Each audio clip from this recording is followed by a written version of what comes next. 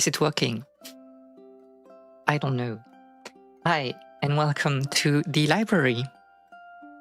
I hope that you are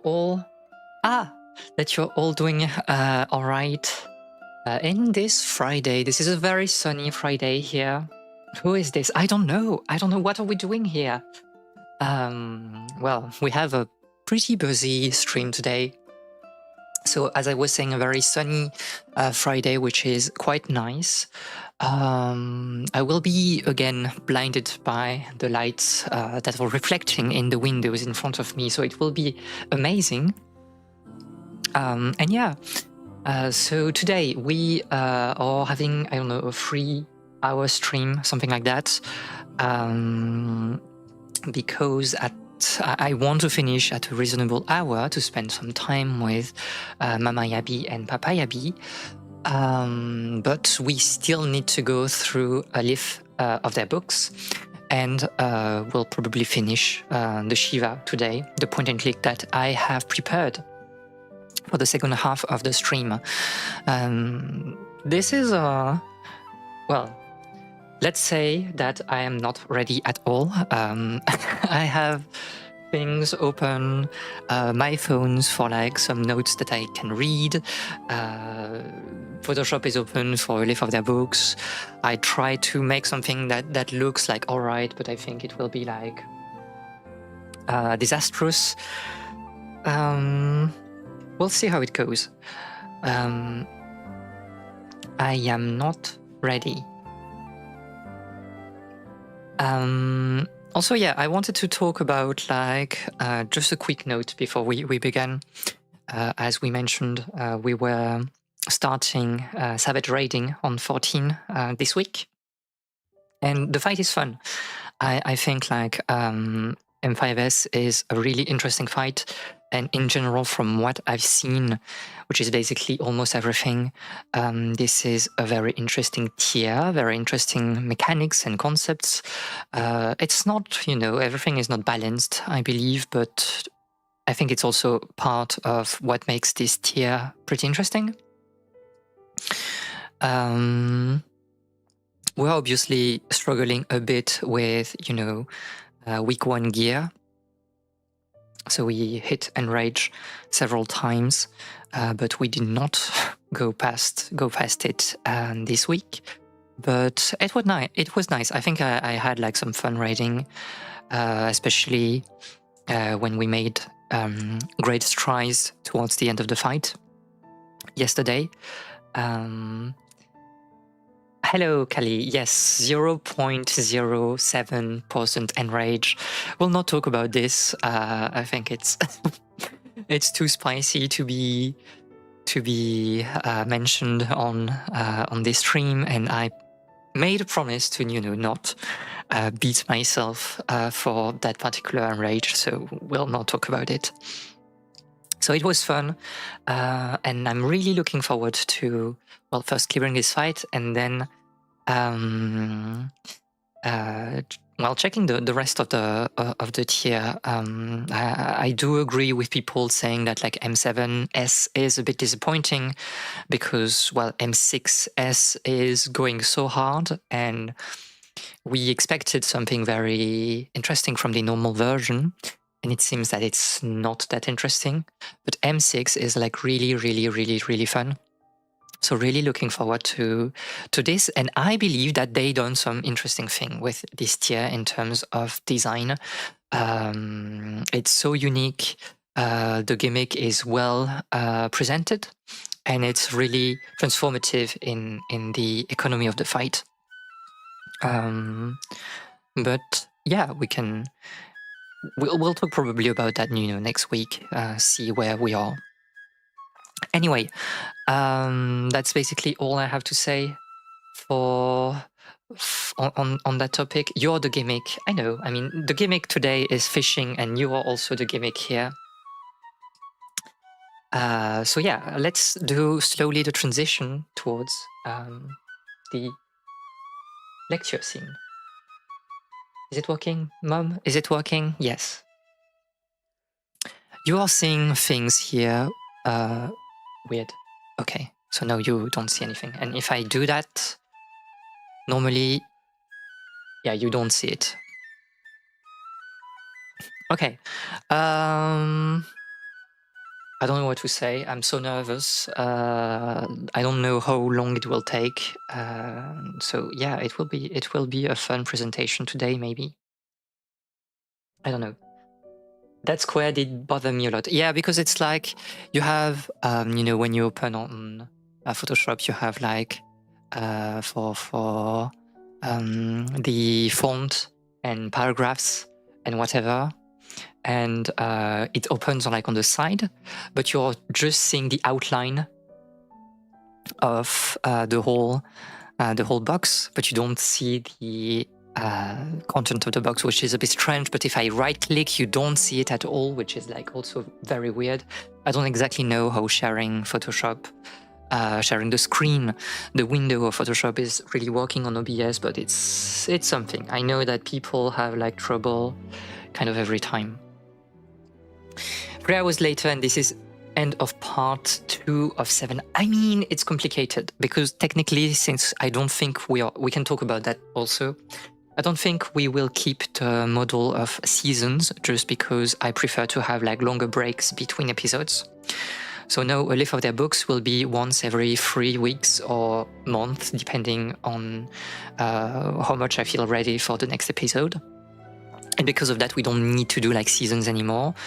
So it will be like at least like the Sumida River, whatever series will be a bit more flowing.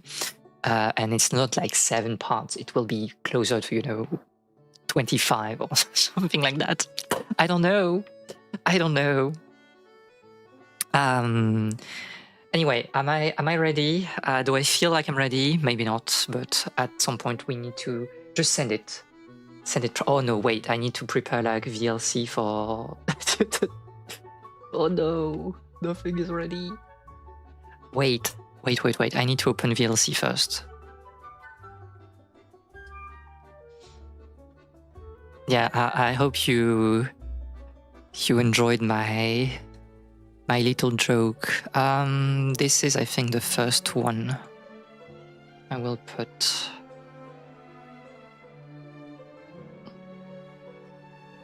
Okay, so this is OBS, this is Photoshop. My notes are on my phone. Hydration check.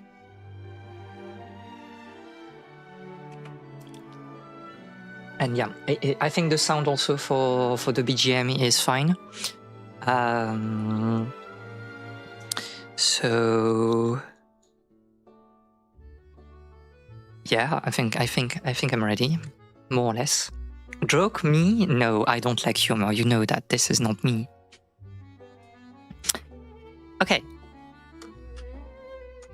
So hi YouTube, and welcome to A Leaf of Their Books, the series where we talk about art, culture, and history.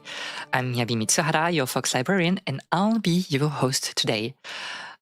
This is the 3rd episode of A Leaf of Their Books, and this is kind of the start of the very big overarching theme of this series, because I have been for, 1 year and a half, 2 years, I've been working on a very specific topic, and I want to present this topic to you.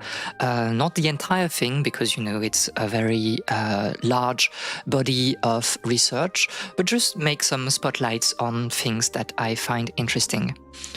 So this topic is the Sumida River in Japan, which is a river flowing inside Tokyo, and more generally, rivers in Japanese cities. And we'll talk about like why am I interested in that in detail, but for now, that's all you need to know. This overarching theme will, take us inside Japanese cities, outside. We'll talk about leisure, about fishing, as you can see on the screen, about so many things, and I hope that I will be able to showcase why this topic is so interesting to me and how it can help us understand Japanese society and our society also a bit better. So to begin this exploration, I have chosen to do an episode on recreational fishing in Japanese culture. So we'll try to answer a few questions, mainly what is recreational fishing in Japan, since the Second World War? And also, why do we have so many games, video games and mini games about fishing in Japanese work that are published? I think when we think about fishing in video games, it's more often than not Japanese games or Western games that have imitated Japanese ones. And the question is, why is it so important? Why do we see that absolutely everywhere? Why does every RPG in Japan have a fishing minigame? So this is just an introduction, because on the topic of fishing, on recreational fishing, we can be here for 6 hours, and this is maybe not what I want to do, and this is maybe not what you want to hear. So I'll just restrain myself and talk about a few things to just set up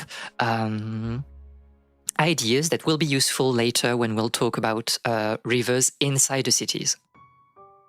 Okay. So the first question, perhaps, is exactly the kind of niche esoteric things I love listening. So feel free to go off for 6 hours. I mean, this topic will be continued in another episode when we'll get really inside cities and leisure inside cities, but of course it will be a running theme. And hi also, I hope that you are doing well. So the first question maybe is to ask ourselves, why being interested in rivers and fishing? And well, I'm in a bit of a strange situation right now, because my topic of research was the Sumida River, and I did elsewhere a long walk on the Sumida River, the historical Sumida River, how it was, shaped in the ancient times, in the pre-modern times, and how it's represented in art. And that was also one possibility that I had for this first episode. It's redoing once again the introduction on the Sumida River, and we would be here for 1 hour, and I would say the exact same thing I have said elsewhere. And I was maybe, it's good for newcomers, but at the same time, I do not want to do that. I don't want to say the same things again and again. So I'll just give a few elements that I think are interesting to me. So you can see on the left painting Nukiyoe by Hiroshige, a very famous Japanese artist in the Edo era. And this particular painting is called Cherry Blossom in Full Bloom Along the Sumida River. So obviously the body of water is the Sumida River, and you can see very interesting things, I believe, on this particular painting. So you can see obviously the cherry blossoms. Well, they are kind of on the entire border of the river, and you can see also people walking, some sort of procession of people. And this is probably for both a festival and just because, watching cherry blossoms, it's kind of a tradition in Japan. That's hanami. Hanami, with hana being flower and mi being view. So it's viewing the flowers, especially in the spring. So you can already see in this picture that it's about cultural traditions or something like that. You can see on the foreground a boat here, and this is a yakata bune. So basically, boat that is used for cruising, for leisure. You can see that you have people, and if you try to like look very intently, those people seem quite rich, wealthy, and they're all basically enjoying the view of the cherry blossom from the boat. And this is still a tradition that we have today. So there's like a leisure part in the Sumida River. But at the same time, you have like other people here. You have people working, fishermen. I know it's not very visible. But people going in their daily life and having to make a living, and the Sumida River is also providing the economic stability for the inhabitant of Edo. Edo being the ancient name of Tokyo. This is basically the starting point of my investigation. Like, we see the Sumida River, and there's also always two parts in this. There's leisure, and we have work. So how are we using those themes in artistic works? Why is it so important to have both of them at the same time? And this question really attracted me, and I spent like 2 years of my life working on that, and it's still a work in progress. I still have like a lot of research to do, maybe like for 2 or 3 years, because I want to explore this topic in depth. And I want to showcase like some of those ideas with you. So today we'll mostly focus on leisure. And I have lost the tip of my stylus, which is not really good. So, okay, today I want to focus on leisure. And to understand leisure, we need like to talk about fishing, and especially fishing outside the cities first. So this is like the first part of recreational fishing. Why do we go outside cities to fish?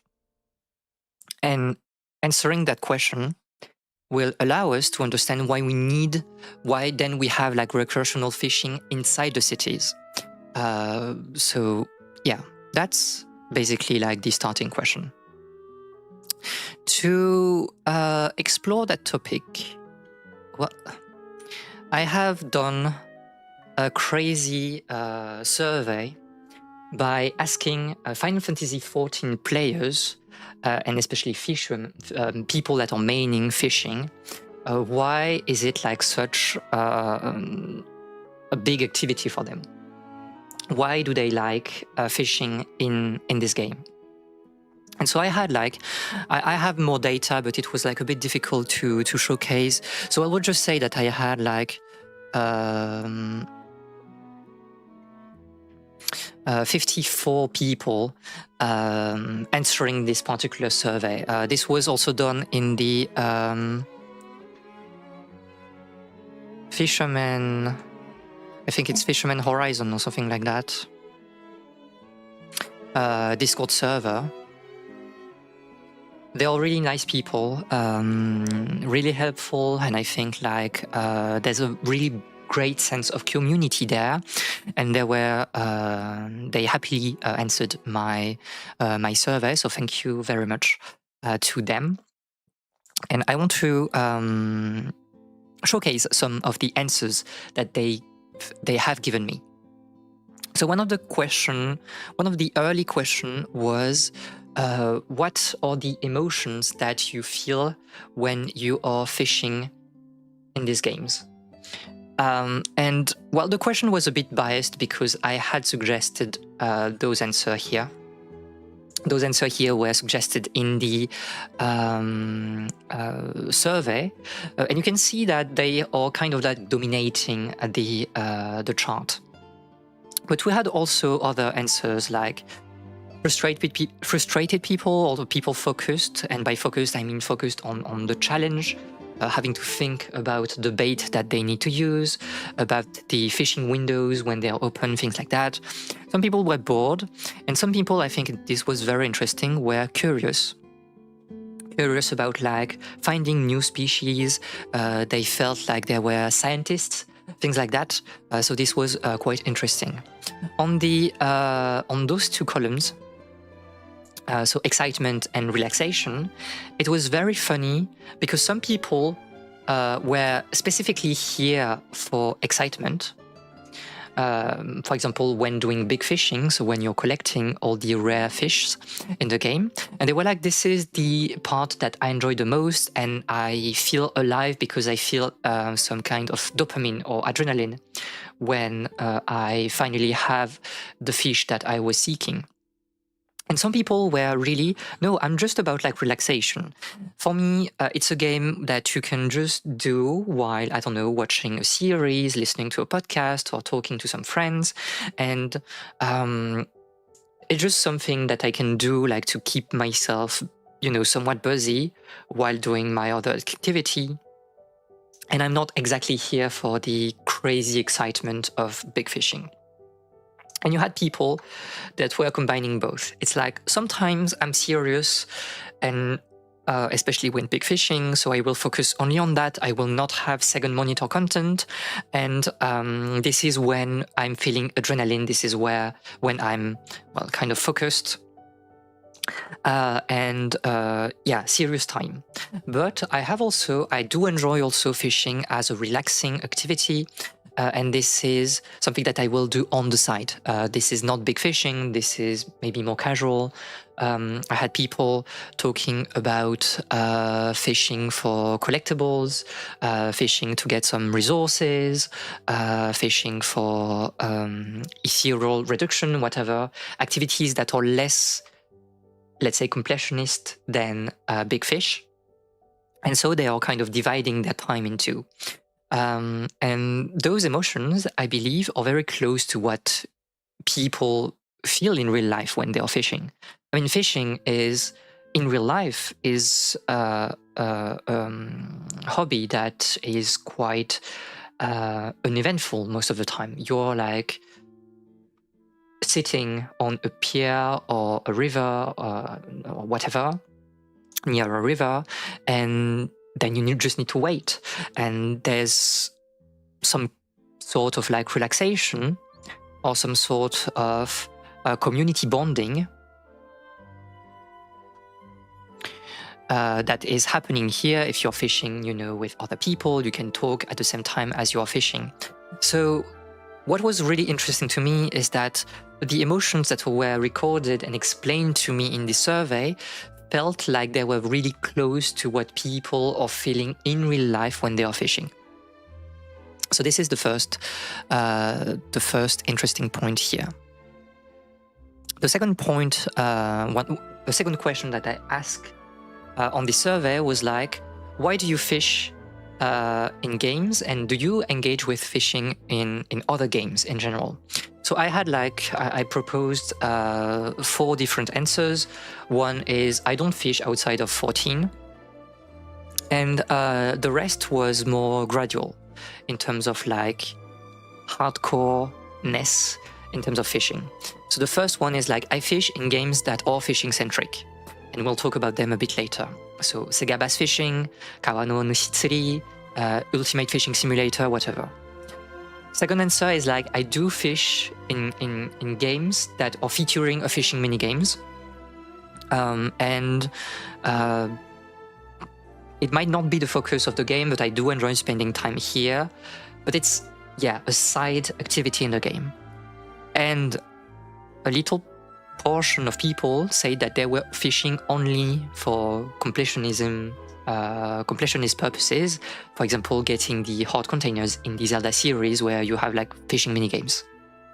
And what is really interesting to me is that, a lot of people in that fishing 14 community was fishing in other games that are fishing centric, and basically almost everyone was fishing in other games where fishing minigames were a possibility.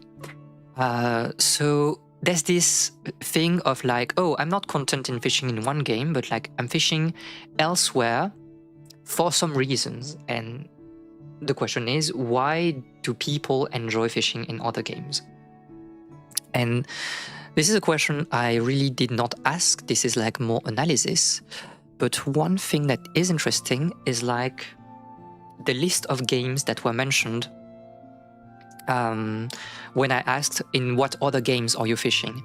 We won't go in too deep into the analysis. What I want to showcase is like mostly the top 3.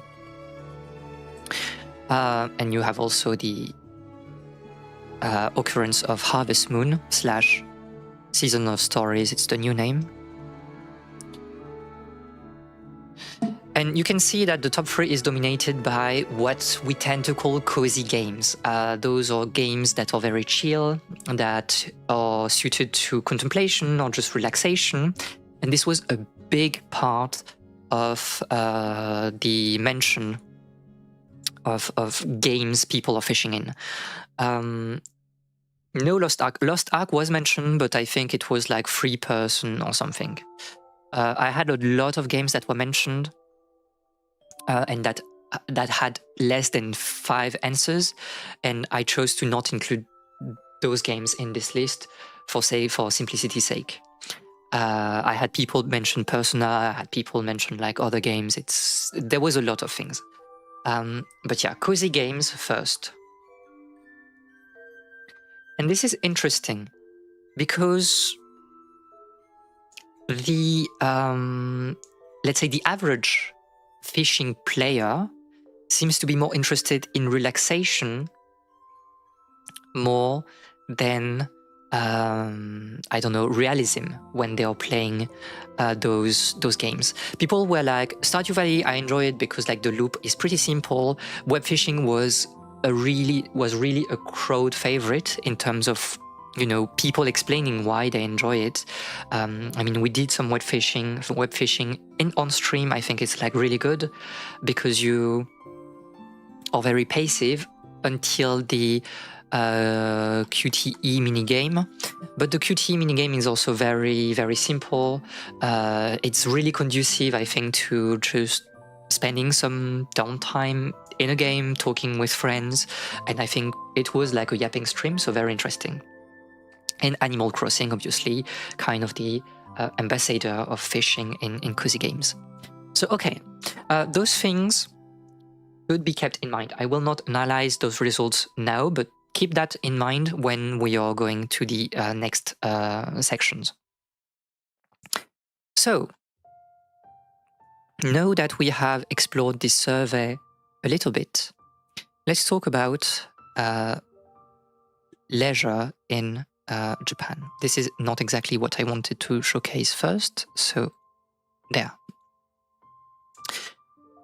This is a crazy table, graphs, whatever, and I will just like try to help you understand what is happening in here. First of all,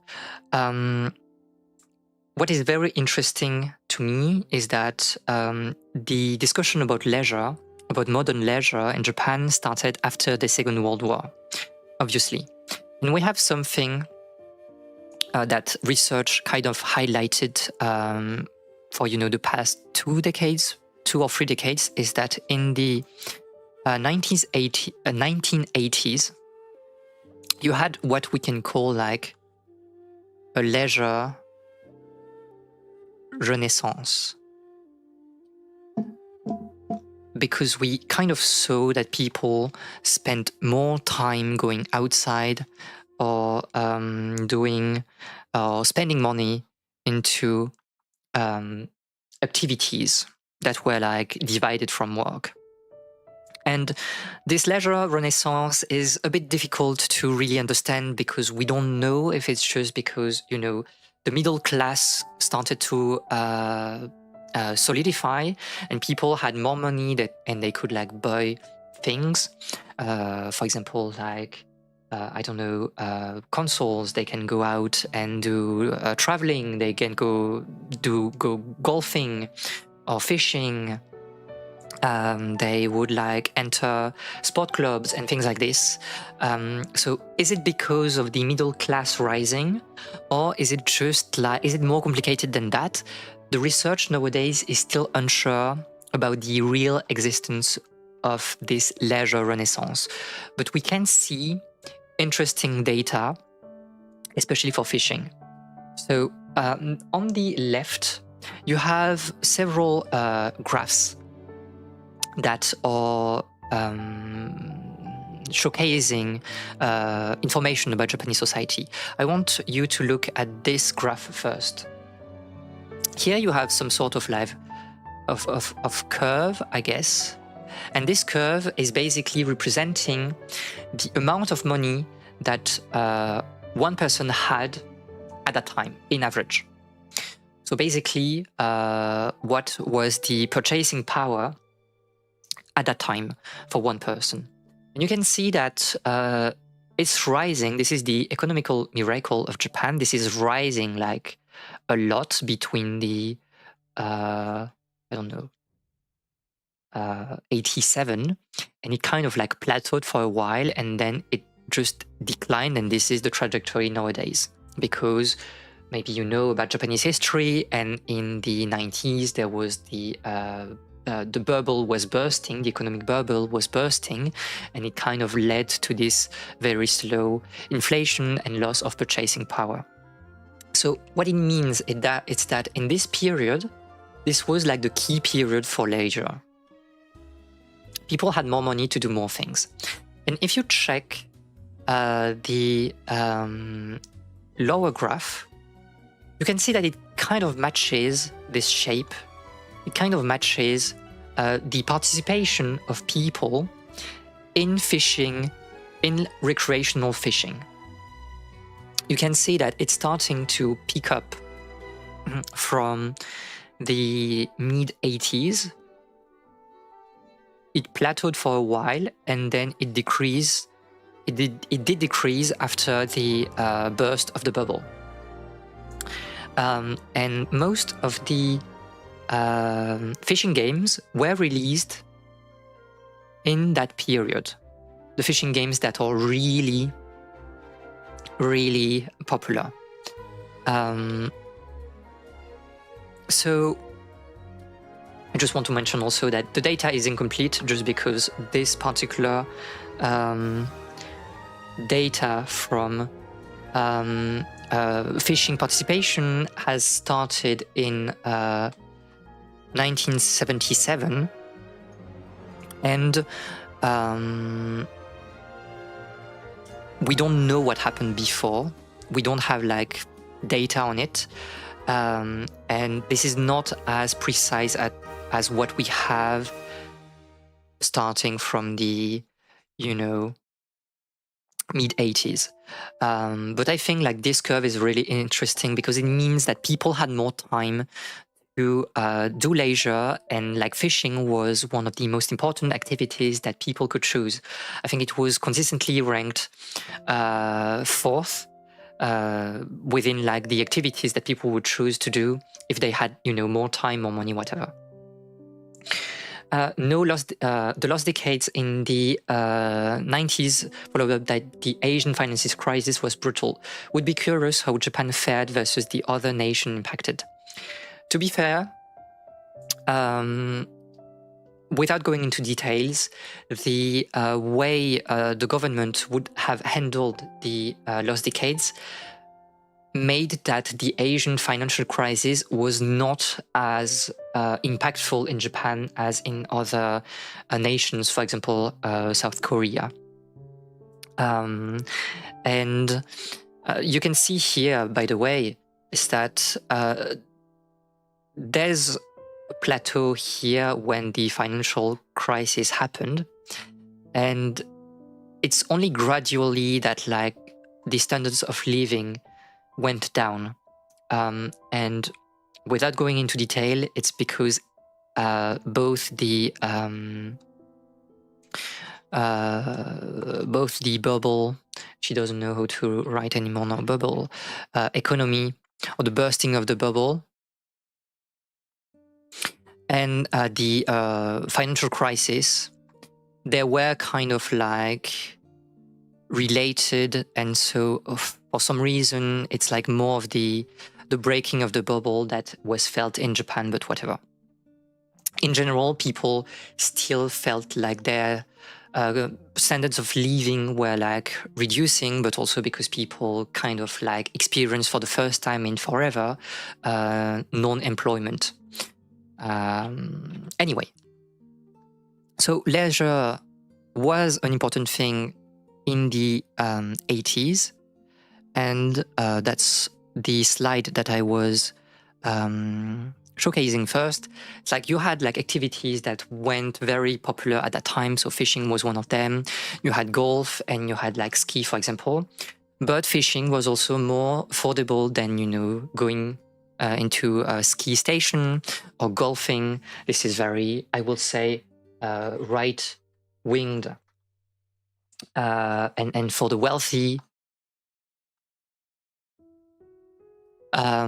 So yeah, fishing was, when you see like surveys, people would say, oh, I prefer fishing because first, I don't have the money to go like skiing or golfing. And also because I feel closer to nature. It feels like more environmentally, I don't know, mindful. And yeah, so fishing, a big thing. I will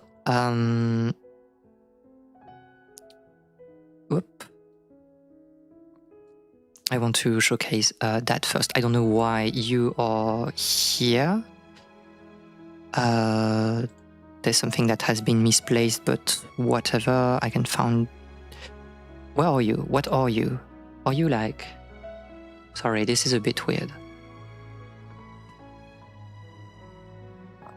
I don't know why it is showing. Give me like 2 seconds. Technical issues in my presentation. I don't know. Are you in another group? This is weird. Because I cannot select that for some reason. It's like locked in another group and I cannot find where it is. Let me do something like, for example, this. If I do this, can you like... I don't know. Nobody knows what is happening. Oh, okay. This is you. So why was also fishing such a big thing? Well, just because it was incredibly popular in popular culture. You had like several series, manga that were talking about fishing, and those things were like huge. Like this series, Fisherman Sanpei, Tsurikishi Sanpei, was a hit in the 70s, and it really contributed to people being like, oh, me as well, I want to fish, you know, outside of the city because it looks like very fun. And maybe more important is the series Tsuribaka Nishi, so the Fishing Nuts Diary, with like the main character being, well, him or him. And it was a manga, and it was adapted in TV series and in films. And you need to understand that it was a big series. Like you had 20, those films, you had like 20 of them for, you know, once every year you had like your Tsuribaka Nishi film that would air in theater, and there were 20 of them. This is like massive, and the series is still ongoing. Like you don't have like films anymore because I think some of the actors passed away or something like that. But the manga, it's like 115 issues right now, volumes, and it's still ongoing. There's still, you know, a chapter a month, something like that. So this is a big thing, and this is the story of a salaryman being like, oh, I love fishing, and I will talk about fishing always, and I will go out of the city and try to fish, and I will try to get, my superior and get my girlfriend here with me on fishing trips. And it's about human relationships, it's about life at the office, and it's about fishing. And it was such a big thing in Japan that it contributed to people being like, oh, me, I'm similar to the protagonist, and so maybe I should try fishing as well. And those things explained the situation of recreational fishing in Japan. I don't want to spend too much time here, but basically this is the number of prefectures that have been invaded by black bass. Black bass is not a Japanese fish species. It was imported from the United States, from California, since the mid 20s, and then it was re-imported at some point in other lakes in Japan in the 60s, so just after the war. And you can see that in terms of prefecture, basically all the prefecture got invaded by black bass. And on the, I don't know if you can really see it, but on the bottom you have like different maps, and they are mapping the prefectures, and when it's like dark gray, it means that the prefecture has been effectively invaded by black bass. And you can see that in the early 2000s, all prefectures in Japan were invaded by black bass. It became such a thing, and it's kind of why you have like associations pushing people to fish for leisure, because like we need to get rid of those black basses. So please, like you can fish, and you don't even need like a permit to fish for black bass. This is fine. Just like enjoy yourself and get rid of that, because black bass is an invasive species. It's like destroying the previous ecosystem, and some other fish species are disappearing because of that. And this is just a picture of like one very famous like author, and he made like several books about like cooking, and he was a very avid fisherman also. So kind of like an important figure in Japan, but we don't need to talk about that. So yeah, fishing, kind of recreational fishing everywhere, because black bass has completely invaded Japan, and so associations are pushing for people to fish. We'll talk a little bit more about these specifics later. For now, I want us to look... Need maybe to clean the whiteboard. I want us to look at some games about fishing that were released, in the same window that we talked about. So from the 80s onward, and maybe more precisely the mid 80s. So you had like a lot of fishing games on consoles. You had like the very famous Sega Bass Fishing. I think like the second one is like extremely popular even in the West. You had other game like Top Water Bassing, Super Black Bass, and Bass Rush Dream, Eco Gear Power Worm Championship that are all about bass fishing. And you had like the this particular game that is about bass fishing, Itoi no Basu no Tsuri #1, but it's a bit particular because it's also about environment. So we will talk about that maybe a bit later, but it's kind of like the odd one in that selection. So for today, we will look at this one. We will look at Eco Gear Power Worm Championship.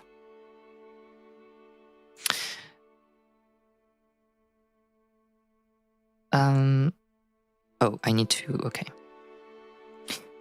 So in this particular game, what is really interesting is that, so you're a described fisherman, fisherwoman also, and you're fishing in very famous lakes in Japan. Those locations are real, and you can see it's very interesting. You have like kind of the water modelized here,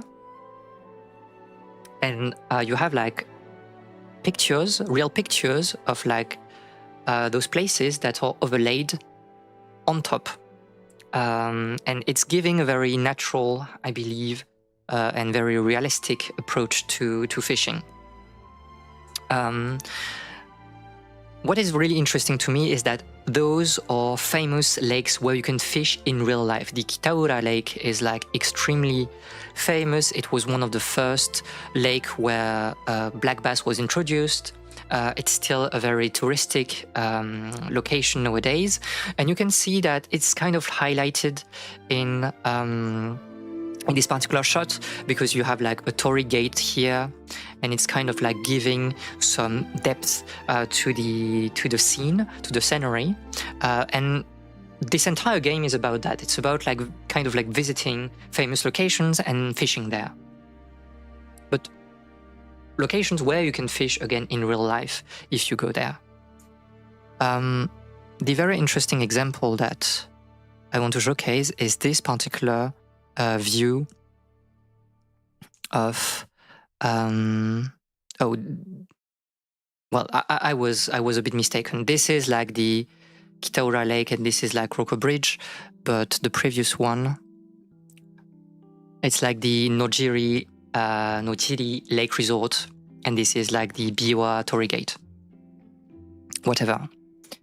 So as I was saying, this particular view is really interesting to me because you see like the presence of human people, right? There's like this very important bridge in concrete, and you see like communities of people living on the other shore. But at the same time, it seems that the focus, this is just a background. This is just a nice thing to look, just because it's unique. It feels unique, but there's no commentary on the people living there. We don't have like a message on like, oh, fishing is important for those communities. We are playing like, this is recreational fishing. And we are here because we have traveled from the city to a very, important lake, and we're just fishing here. We don't really care about the people that are spending time here. I mean, that are living here. We don't care about the community. We don't care about what the lake really means to them. And if you play Bass Rush, this is a very fishing-focused experience. You don't have dialogues. You don't have scenes where people are walking around you. It's a very contemplation-based activity. You have like natural backdrops, but that's all. The focus is on fishing, and it's about fishing first. And this is very interesting because let me clear the whiteboard. And this is very interesting because, there's this particular message in the game called Another Ode Recollection, and it was released 2 years ago, I believe. And this was added in the remaster, this particular message. And basically, well, we are not in Japan, but this is a Japanese game. You have a lake called like Lake Juliet. And people are like, we need to find like harmony between nature and music. We want to hold a music festival, but it cannot like harm nature. So how are we doing this? To have like both, culture, traditional respect for the environment, and also new activities that are kind of like changing things a little bit. And I think this mention of like harmony between nature and music, so shizen to ongaku no chowa, is extremely interesting because it's at the core of like another type of games that are less recreational, I believe, or at least not in the sense that we are fishing black bass. Black bass, this is very sport fishing, very not competition, but like tournament oriented. There's a almost cold approach to fishing. This is like a sport, first and foremost. So you have another school of games, but before we present those games, I just want to showcase how like you have friction between the environment and fishing. If I can find it, I don't. Oh, it's here.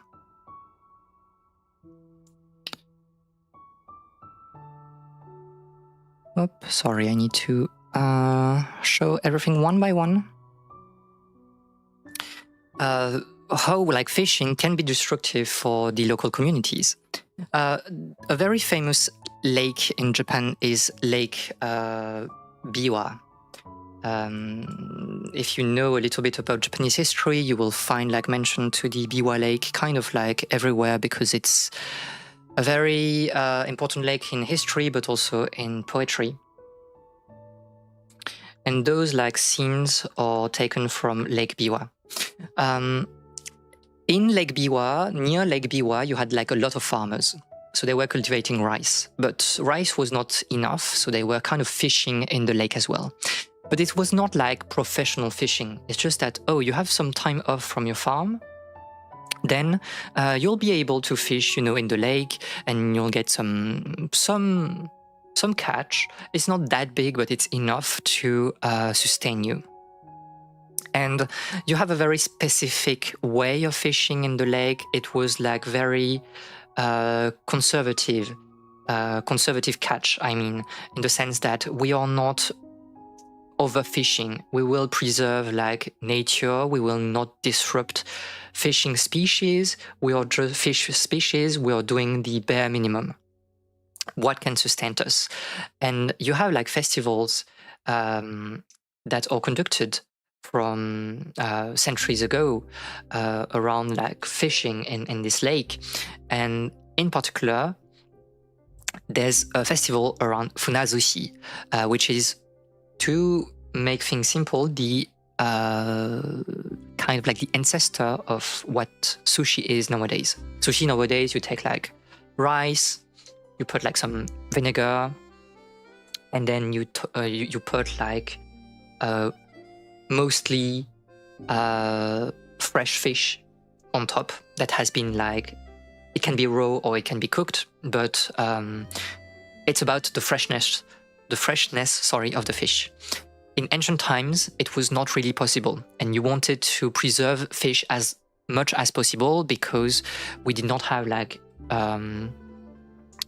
refrigerators, we don't have like fridge, we don't have a good way of preserving food, and like the best way to preserve food was to marinate the food. So basically they would put fish and rice in very big barrels with salt, and this will just like preserve the entire thing, and you would eat what you can see on the right, hazuzushi, which is like rice and fish that have been fermenting. This is like a very local delicacy. It's hard to eat the same thing if you're in other prefecture in Japan. And this is a lifestyle. What I want to showcase is that it's a lifestyle. Fishing for the people here, there's a tradition, there's like some sort of like cultural rules behind it. And when recreational fishing was implemented in Lake Biwa, you had like a lot of friction between, you know, the inhabitants near the lake that were like, you have like introduced black bass and it has invaded our lake, and now it's harder for us to fish properly because you have decimated the previous fish species. And some fisheries, local fisheries, are trying to minimize the impact of recreational fishing. But this is a situation with a lot of friction. You know, people in Japan are not happy when you have outsiders coming to fish in their lakes and are kind of like disruptive to the local economy, society, environment, whatever. And some games are a bit more aware of that. And this is the case of the, can I showcase that? This is the case of the Kawa no Nushitsuri series. And I don't know what I'm putting that because maybe we want to showcase like some sort of gameplay first. Let me just go to my VLC scene. I think you can see it right here. It's not exactly centered, but whatever. And the Kawa no Nushitsuri series has started from on the NES, on the Famicom, as you can see here. And this is something very interesting because you play. You basically play a young boy that is called Taro, more often than not, and he lives in a small village near a river, and basically in every game he's trying to go on an adventure to find a friend or to save a sick family member. And to achieve his goal, he has to catch basically the legendary fish of the region. This is like big fish before, you know, before it was invented in 14. And some of those games, they allow you to play another character than Taro. You can play like the other family members. So it can be like the sister, it can be the father, it can be the mother, and they all have like different goals. Because, I don't know, the sister, she wants, it's like a bit sexist, but she wants to be pretty, and it's like, oh, I need to fish this particular fish because eating it would make me pretty. You have the father, the father is like, oh no, I need to take care of my family, so I have to sell to gain money by selling fish. And he will try to find a legendary fish to be extremely wealthy at the end of the game. Same thing for the mother, and so on and so on.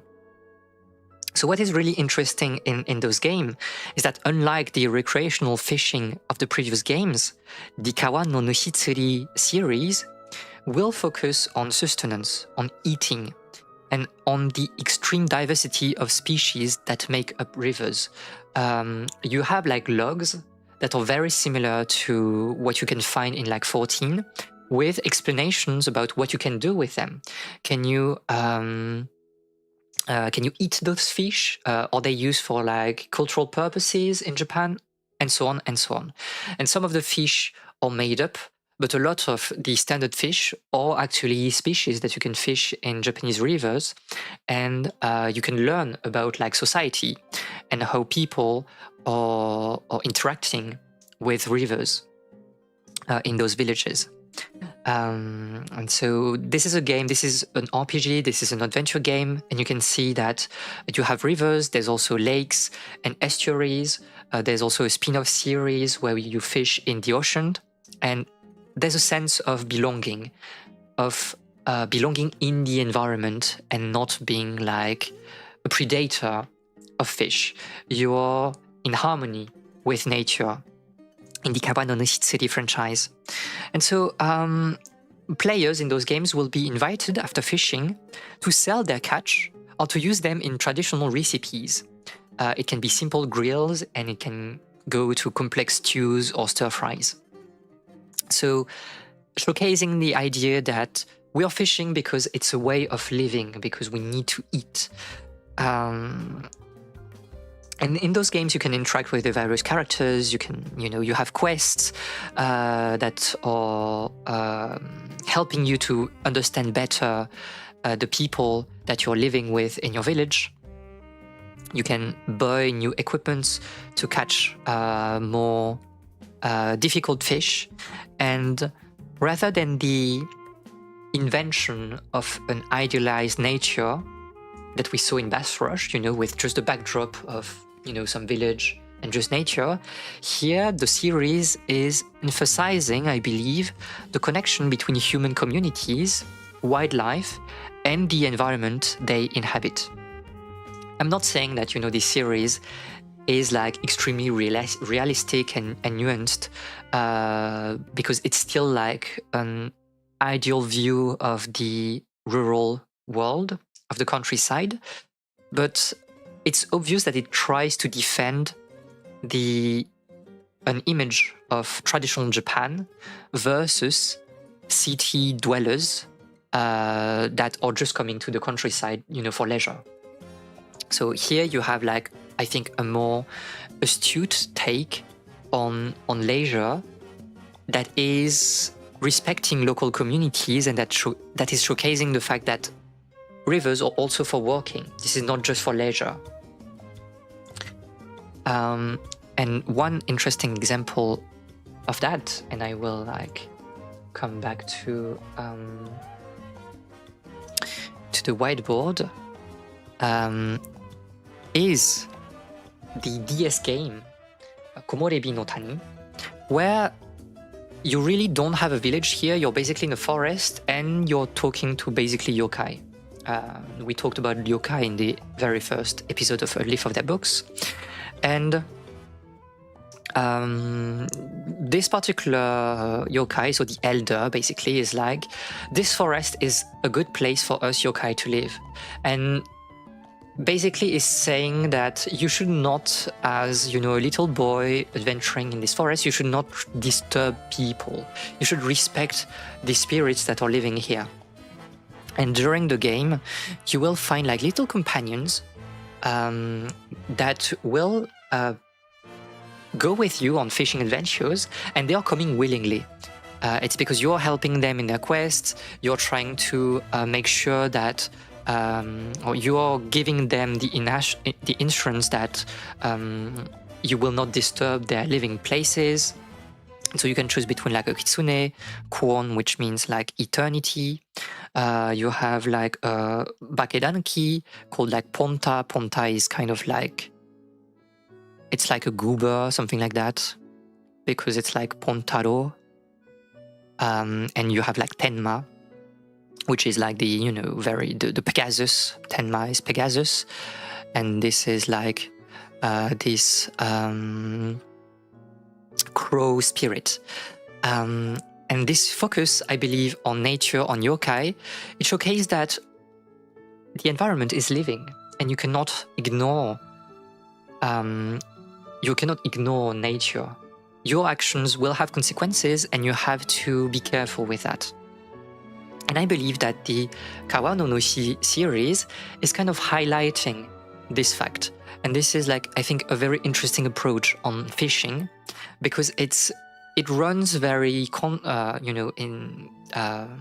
against the stream of what we explained just before about recreational fishing being, an outlet for my frustration as a city dweller. No, here it's like, countryside is not like up for grabs. It's not like you go to the countryside and it's your playground. You need to respect people that are living there. And I think this is very interesting. And I think a bit earlier I talked about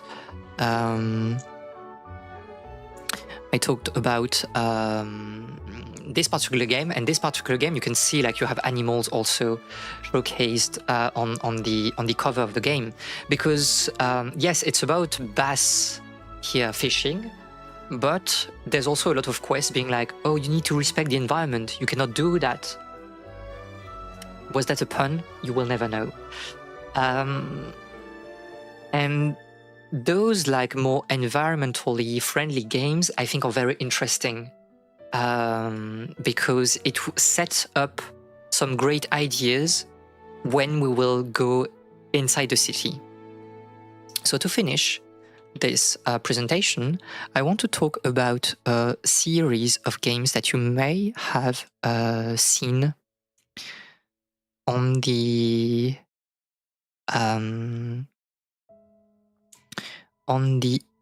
internet before, because it was extremely popular for a time in the past years.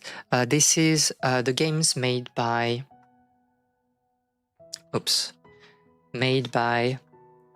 Millennium Kitchen. And I don't know if you can see it, if you like recognize this game here, but this is like the Boku no Natsuya Sumi, and this is the third game.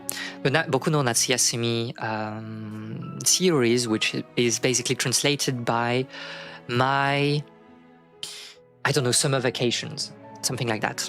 And basically in those games, you can, this is Shinchan, if you know about Crayon Shinchan. In those games, you play like basically a little kid that is going into vacation, and more often than not in their hometown in the countryside with their family, and they would have like a month to reconnect with nature because they are living in city normally. And those games are very contemplative. You're just, fishing, you're catching butterflies, you're exploring your environment, you're talking with people, you're helping them in their, daily chores or whatever. It's very downtime. It really feels like a vacation, and we could like talk about them a lot, but what is interesting is that in most of those games you have a fishing activity. And this is like a time of contemplation for kids. It's like, oh, we are fishing, but this is not about bass fishing. This is not about competition fishing. This is just like, oh, we are having a good time. We are trying to relax. We are trying to have a slower pace of life compared to a school, to living in a city. And all those games put the emphasis on take your time. There's nothing that you need to rush. Just be yourself, be a little kid again, enjoy like this recreation of countryside from, the 70s, 80s, and just have fun. Just be young again. And in one of those games, one of those games is called Attack on the Friday Monsters.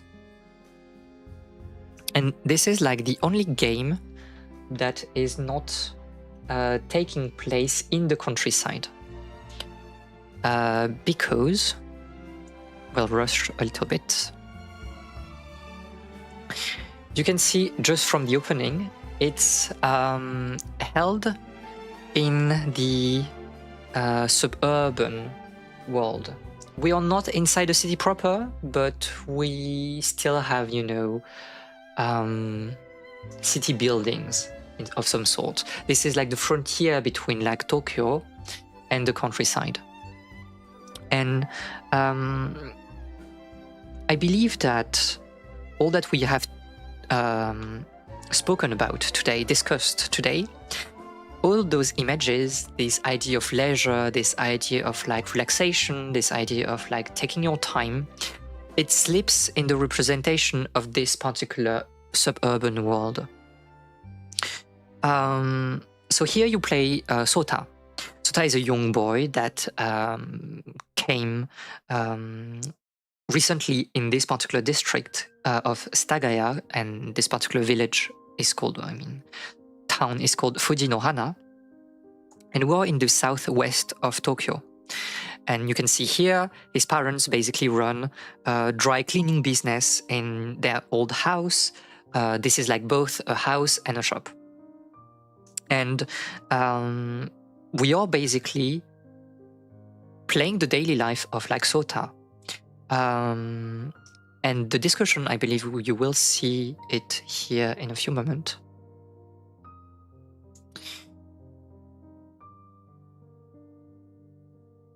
They are talking about like, yeah, help me.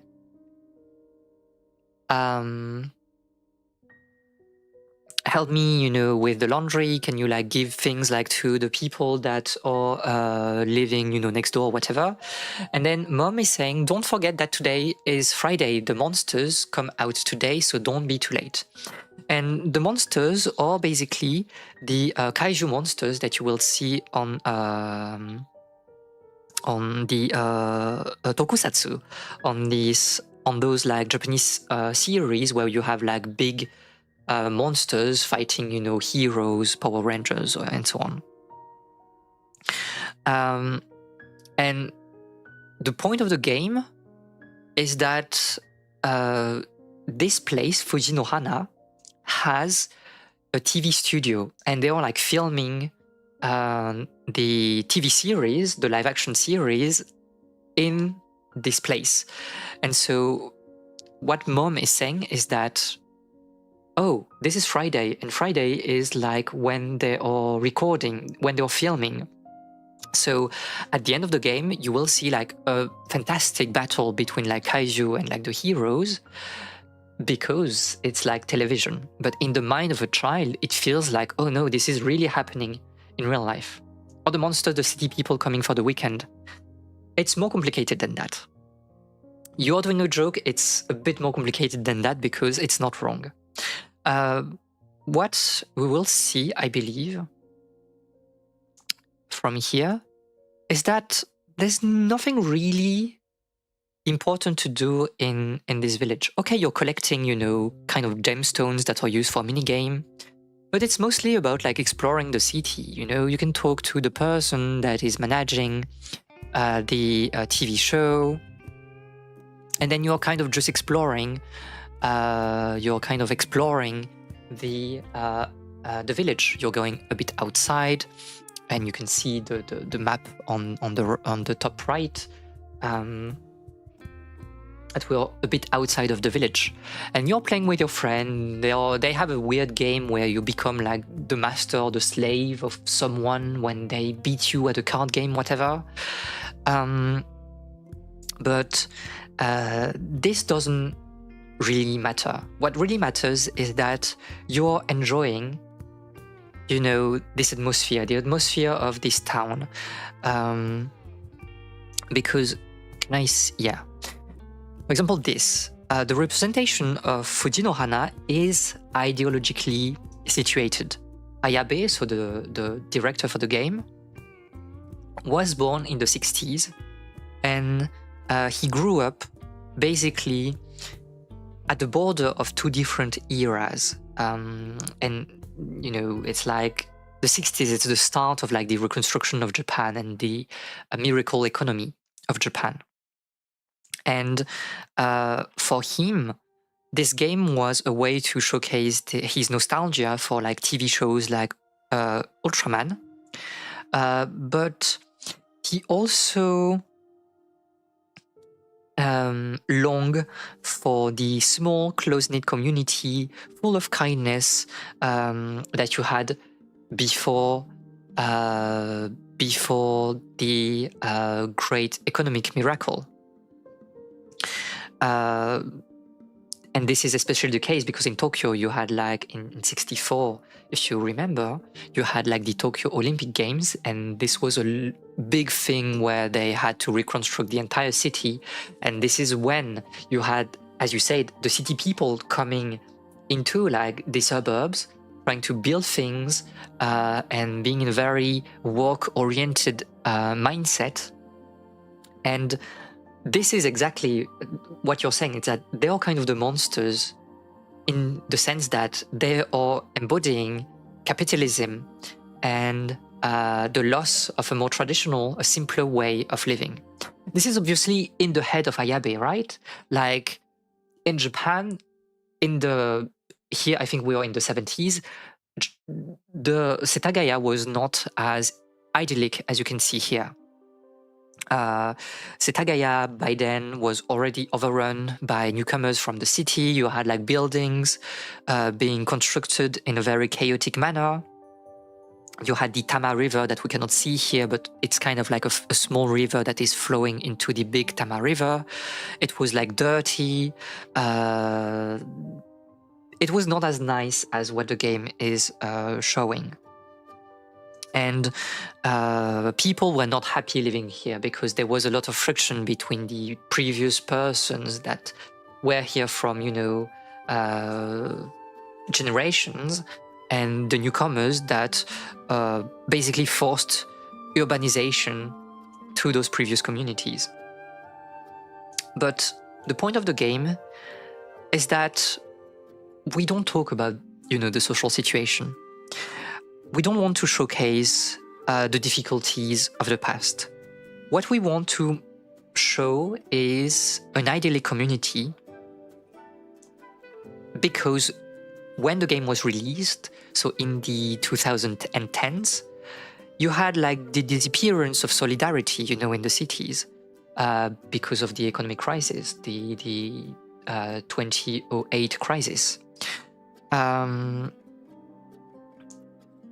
So it's about community, it's about collaboration, it's about cooperation, it's about everybody knowing each other and trying to be there for the other people. So you have quests where you need to help a local policeman.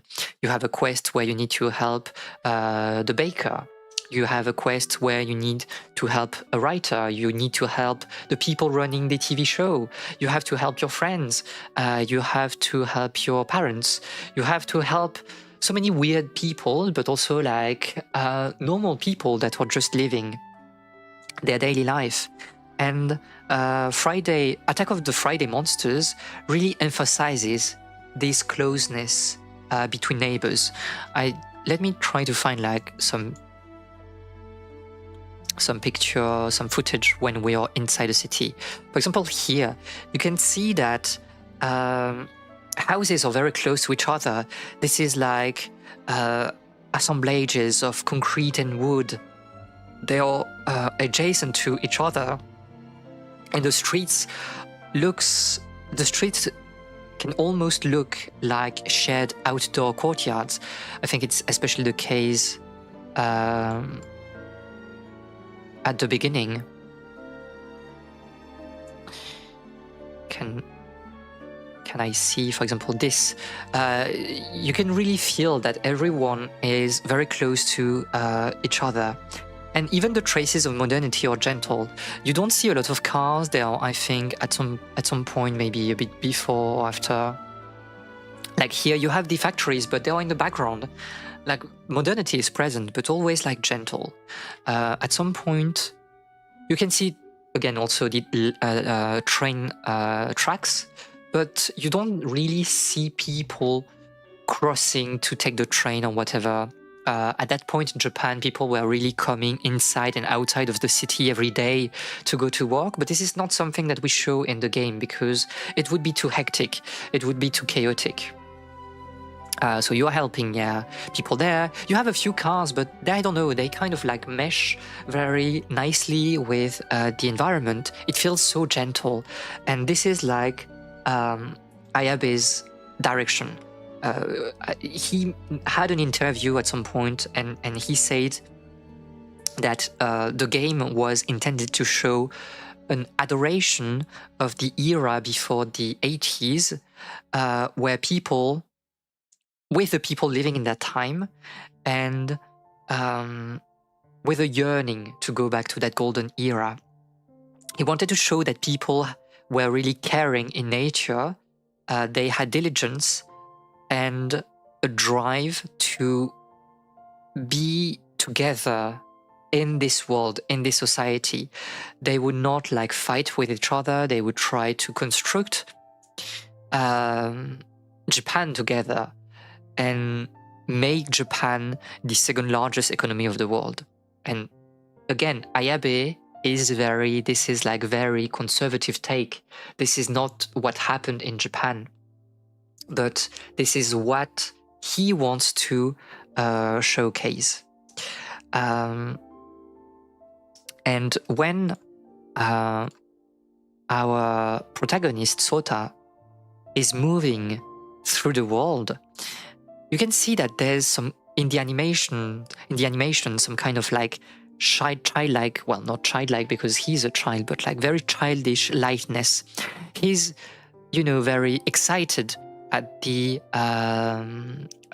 sight of the train, and he's exploring a world that feels like home to him. Fuji no Hana, this community, is home, and you have geographical markers that are delimiting his world.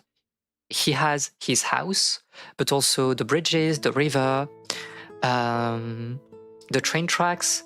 Those are all like borders of his little universe. And this neighborhood becomes, in his eyes, the reconciliation of like two worlds. The natural world with the countryside, when we were, playing beyond the river, and also like the society with communities. And that was what I was talking about when I say that like streets looks like shared courtyards. Like this is next to like the shop of Sota's parents, and you can see that everything is open. Everybody is like sharing their space with each other. And all of that to say that it's about, there's a sense of leisure here. You're exploring what feels like home. You're playing in this, very idealized community, idealized space, geographical space, and you see people being busy around you, but busy like in a very gentle and good way. They all have work that have meaning. The baker has meaning because she's sustaining like the entire community.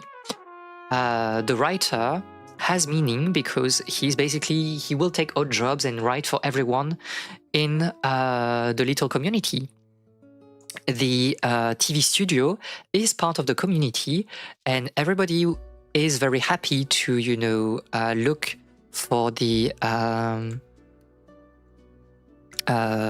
when the filming parts. I don't know if we can see that. Yes, this is basically it. You have like all the children and some of the parents coming, and this is basically it. Like they are filming the entire thing. And there's obviously some kind of like magical realism here. It's like, whoa, this cannot really happen, Like this was CGI back then. Things were not like this. But again, it's an idealized view. And I think this is very interesting because this is a game that has been made very recently. And it's about nostalgia for something else, a longing for solidarity, a longing for community. And you can like ask the question, why are we talking about this game in particular? It has like no relationship with fishing. Well, it has no relationship with fishing for now, but it showcases elements from the countryside that are appealing to city dwellers, and elements that they will try to incorporate in their life. Because we're in the suburbs, you have both nature and the city. And when we'll get back into fishing, recreational fishing in the cities, you will see that this approach that Ayabe is having in Attack of the Friday Monsters will be used when we talk about, I don't know, fishing in cities, fishing in Persona, fishing in Yakuza, and in other games. And rivers, they have, I don't know, this idea of sustaining people, of being a frontier in the world that we are exploring, especially as a child. And they will symbolize, for a lot of people, hometown. Like, if you remembered the thing that I was like showing at the beginning, the first slide of my presentation there, if it wants to show.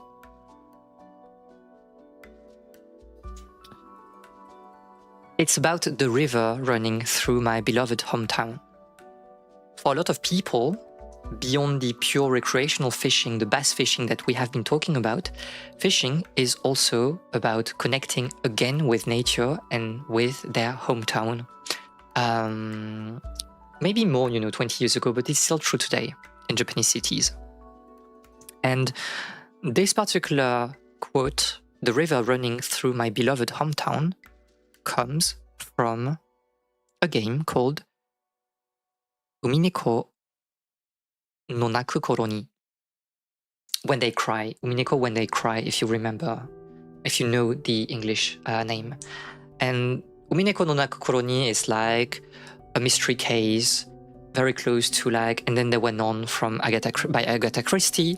And you have one puzzle in this game called the Witch's Epitaph, which is like the explanation of what everything, of why everything is happening in the game. And you want basically to find the key. You can see that here. You want to find the key to the Golden Land. And people think that the Golden Land is just the treasure of the patriarch of the family, whatever.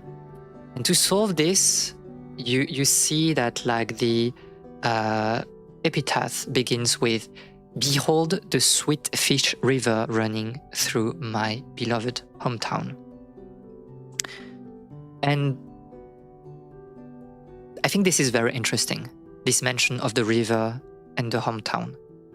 It's literally the first sentence in the puzzle.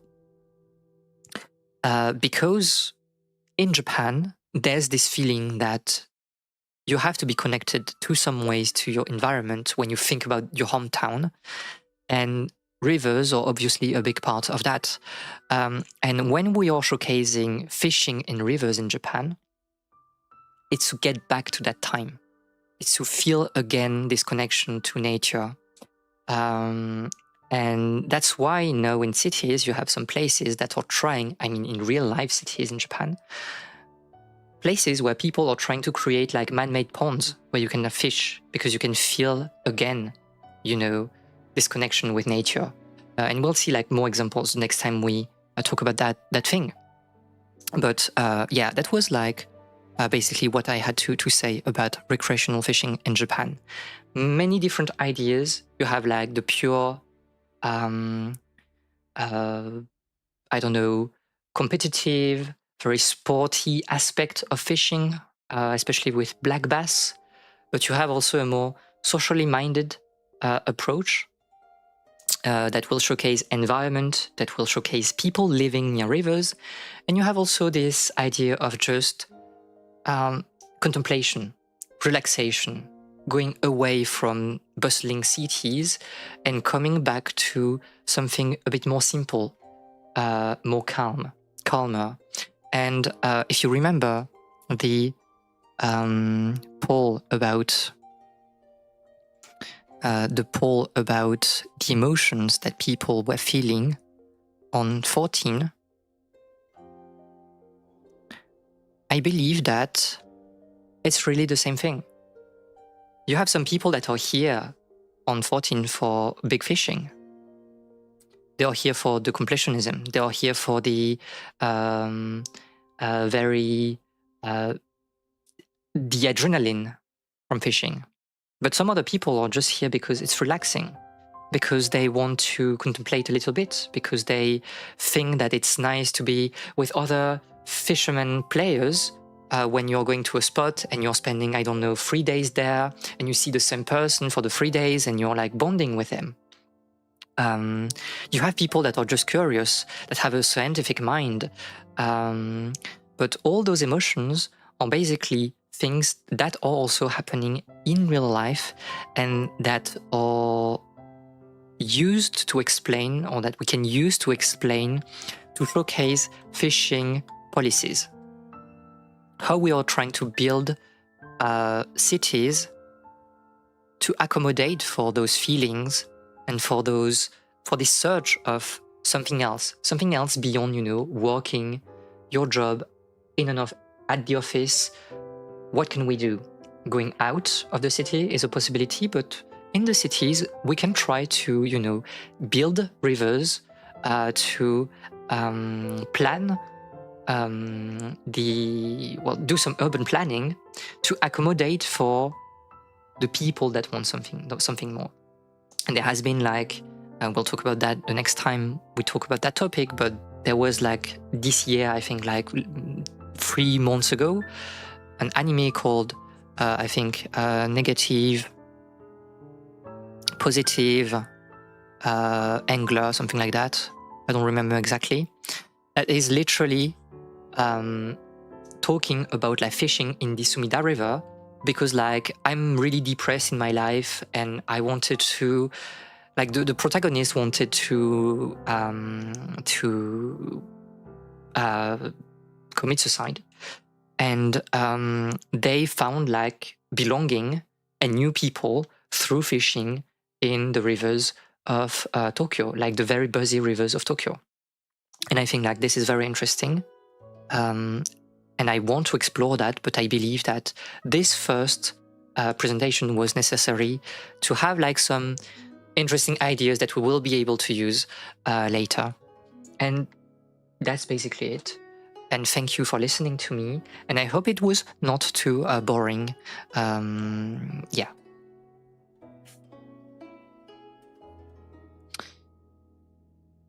And I don't have anything more to add here, so it has been already too long, 1 hour, and I don't know what.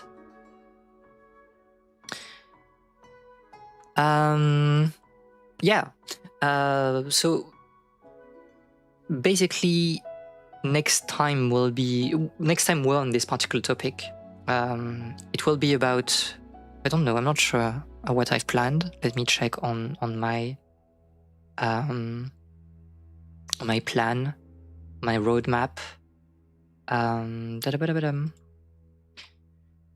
Next time is on cormorant fishing, but maybe I will switch things around. I want to talk about fishing inside the cities, and just this is outside of the episode proper. And Rani says, very good, thank you very much. I'll just want to showcase one thing, because I think it's really interesting. I just need to find my do we have the time to play the Shivah? I don't know. I need to open my 200 pages document to find what I want to showcase.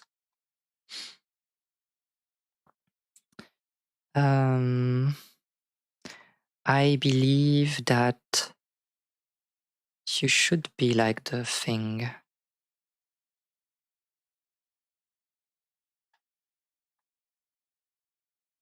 Or are you? Yes, the Benkei Fishing Club. Can I find a very good image of it? I mean, I can show a video even, I believe. Do you show the? I just don't show the. Okay, we'll watch this particular video here. Your boy Fish on. I am in Japan, Tokyo. He is in Japan. Give me 2 seconds so I can showcase that. Oh, we'll go to this to show that, because it will be easier that way. I think you can see it okay, this is not the exact size, but whatever, we'll just do something weird like that. Ruined. My immersion is ruined. This fishing spot right in the middle of the city called Benkei Fishing we are Club. we are in Tokyo. You know that Tokyo is a crazy city with buildings and skyscrapers everywhere, but like this is central Tokyo here. So I'm renting a boat and spinning rod and I think it's like extremely interesting to see that you have like places like this. Basically, like we will talk about that more in detail another time, but this particular body of water is basically a closed lake that has very strict regulations to keep the quality of the water very high. And that's why like you can fish inside here, and you can see like there's like a pier, whatever, with the buildings there. That's where you're buying things, like you're renting your boat and the things you need for fishing. And you can fish in this entire body of water, and it's like you are surrounded by nature here. This is like a very special place that they have built inside Tokyo.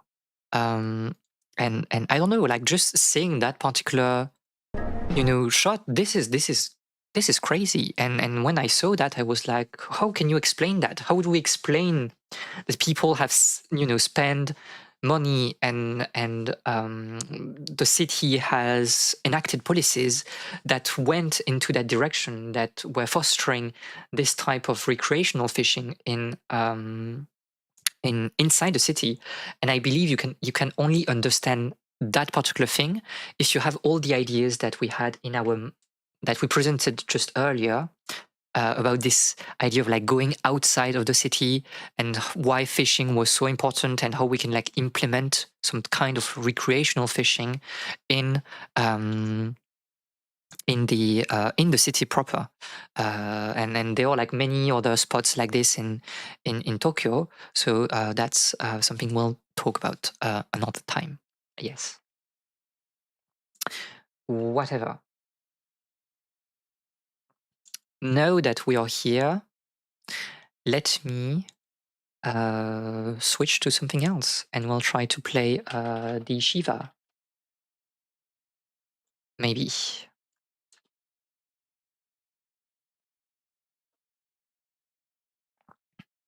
So I think we will keep this particular scene, and I'm booting up the game. Hopefully it will not go full screen, because I will die if it's the case.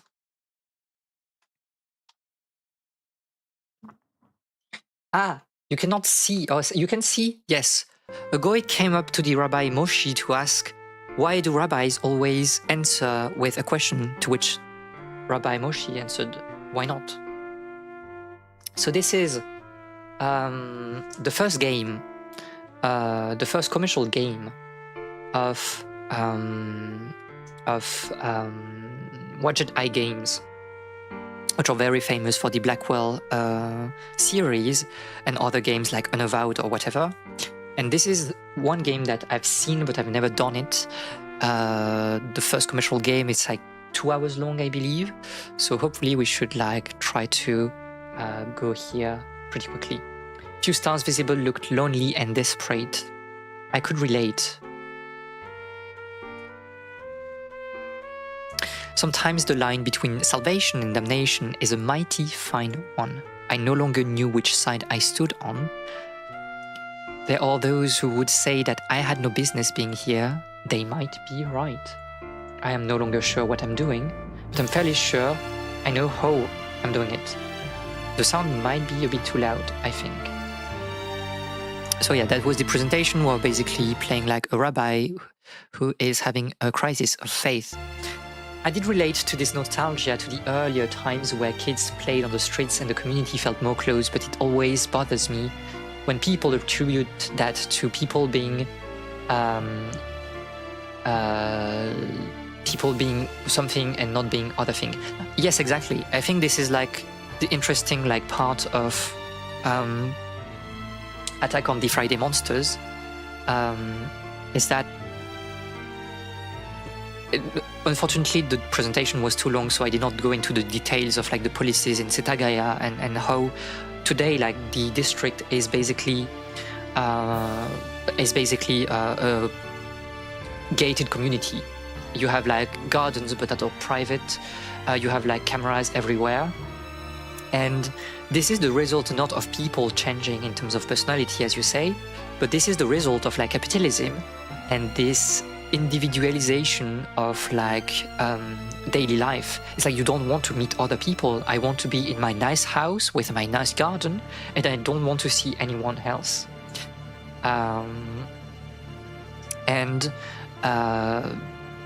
Like the true culprit again is capitalism. It's like when you don't have the infrastructure to foster, as you said, you know, kids playing with, I don't know, playgrounds or, I don't know, little parks for children, then you don't have this sense of community anymore. And I believe that Ayabe made a good game. Attack on the Friday Monsters is a really good game in terms of contemplation, but it's missing the point of capitalism being the true problem.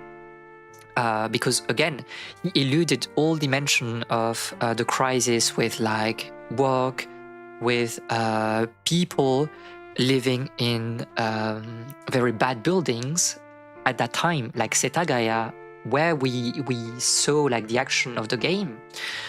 You had like buildings being, you know, built completely randomly by people chaotically without, you know, any, you know, authorizations or whatever, and it would make this area extremely cramped and not very conducive to harmony between people and with nature. And not even that we could play in the street because there were no... Exactly. I remember that next to my place there was like a small, you know, playground, and it was like destroyed because we needed to build like more things. And you have spaces that are not safe anymore because they're also crowded by cars. And well, this is very European peeled, obviously, because this is transformation that we mostly saw in European towns and cities. But when you see that some other places, I have made like a tweet on not a tweet but a post on Blue Sky, because people were talking about the Vauban district in Freiburg, Germany, and like yes, by disallowing, not enabling car traffic inside the district, except for pickups and deliveries, and you have like a very low maximum limit, you have people being on the street much more. Kids were playing, you know, because there's nature everywhere. You don't have cars. Everything feels safe. People are close-knitted. And it's very interesting because when this project began in Vauban, people were like, oh, maybe in 10 years, we'll see that people want a car and the project will be a failure. And this is not the case. They have like, in general, far less cars than the average city of Freiburg. And people do not want to get a car because like you have like good public service. So why would you take the car when you can take, I don't know, the tramway and go to the city center? And you have the counterpart of that is that you have excellent quality of living in your district because there's no car, there's vegetation everywhere. People can walk. You have like free bikes that are given to people or that are left in free, you know, you can just use them and then put them like in a corner of the street or whatever. And this is a very good example where environment, sustainable development has to be environmentally friendly, socially friendly, and give the material means to people to live in that very special place. And in Japan, you have also some groups that are trying to push for, you know, grassroots initiatives and whatever. This is called the Machizukuri method of like discussing about the city. And it works in some places. You have cities like Yasu City, where you have a market that is inhabitant, citizen friendly, and they will disallow anything that is too capitalistic, let's say. They even have their own currency, like it's called like smile points, and you gain them not exactly by working, but when you're helping your neighbors, when you're doing something for the community. It gives you like points that you can use like to get other favors in return by smiling creepily at people. But no, and this idea of like having close knitted community that are really fostered by urban planning, again, that's exactly why I'm working on this topic of the Sunda River, because it allows us to better understand how we can create like an environment that is conducive to the well-being of everybody. And well, we'll talk about that, later. Although we should try to play the game, and I don't think we'll finish the game today, but whatever. Let me just, because like the sound is very, very, very... Is the sound good for you? I don't know. I'll maybe just lower the sound in my ears, but something like that.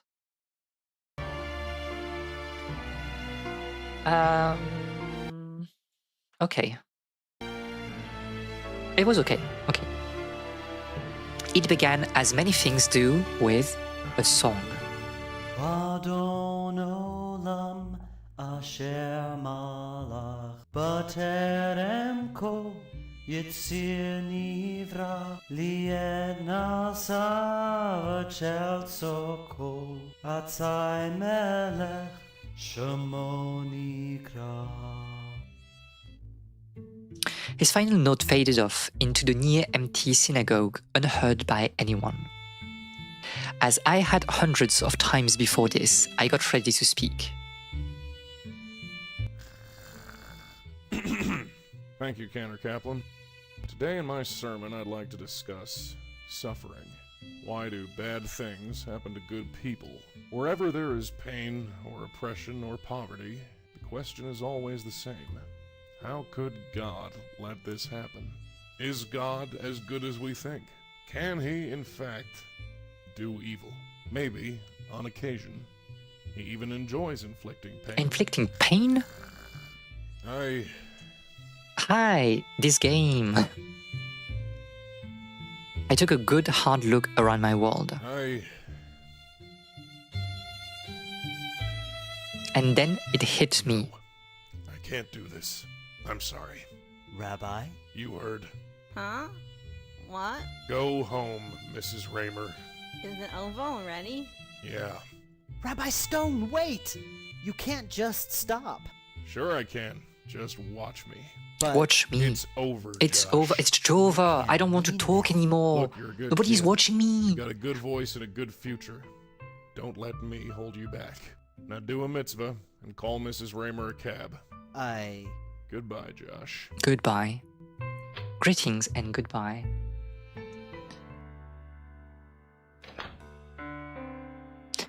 Ethical dilemmas have plagued religious leaders since the dawn of time. But morals don't mean crap without the personal experiences to back them up.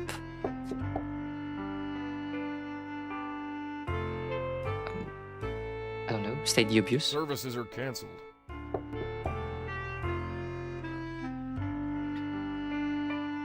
Declare your intentions. Leave me alone. Go away. Do I need to talk to you? I repeat, services are canceled. They're all very... Okay. Fine, I'm coming. I'm coming.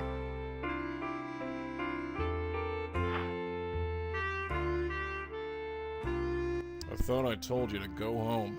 Rabbi Stone, there's someone here. Tell him to get lost. There's no service tonight. No service. It's A cop? A cop. Huh? Go out. No Detective cops. Sam Durkin, Midtown South Precinct. Could I talk to you for a few minutes, Rabbi Stone? I mean... rabbinical response? Is there some sort of problem, officer? I'd just like to ask you a few questions. Fine. Josh, take a hike. So, what can I do for you? I assume you're Am I not being here to detained? convert. Are you familiar with a Mr. Jack Lauder? Should I be? I'm asking the questions, Rabbi. Fine. Let me think. Lauder. Loader. Lauder.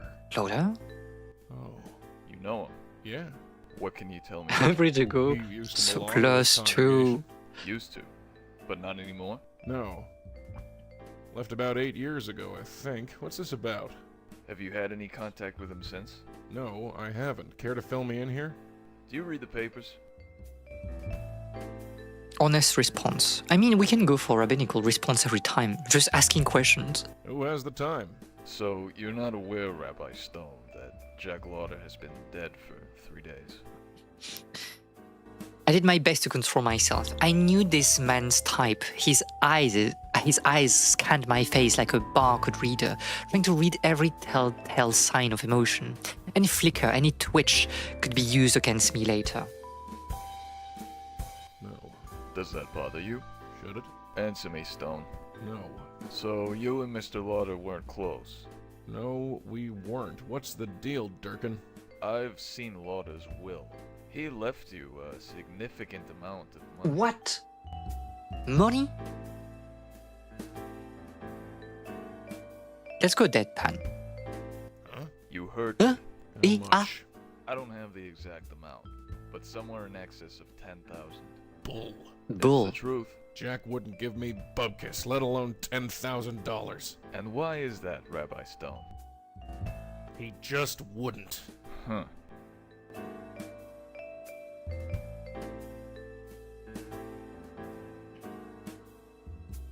This temple's in pretty sad shape, isn't it, Rabbi? Well, you're not blind, that's for sure. Can you afford the repairs? Smoking indoors, so true. Why would you do that? Rabbinical response Do here. I look like I can afford it? I'm just asking. Oh, you're just asking. Well, I'm going to ask you to leave. Don't let the door hit you on the way out. Rabbi Stone, Get out of my office. listen. No, you listen. I know where this is going, and I don't like it. I'm just doing my job. It's me Yeah, job. you're a real mensch. Get out of here. Fine. I'll leave, Rabbi Stone. But I'll be back. Yeah, I bet you will.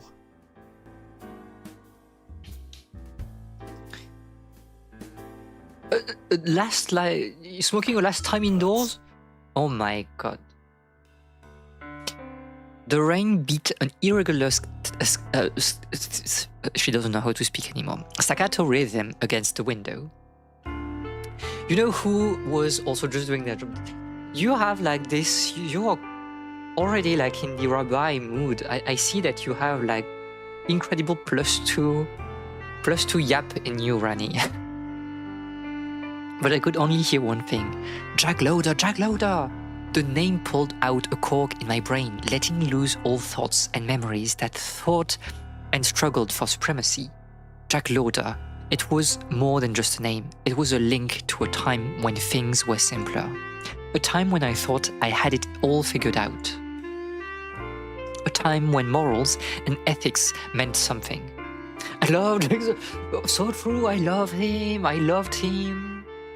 A time where I fished in my hometown, this river that was running through my hometown. A time before it all turned to crap. I need to think.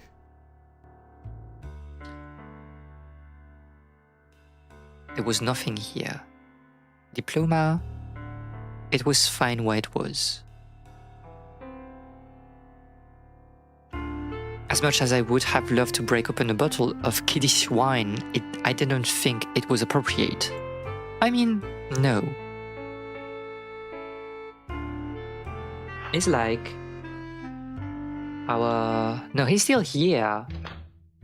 Josh! Wow, Rabbi. Wow. What was that all about? I think you're a good kid. The detective had some questions for me. I will That's not all. be... So who was killed? Josh, what did I tell you about listening at my door? I wasn't, Rabbi. Honest. Honest. You were just very loud. Huh. So who was killed? Was it that Lauder guy?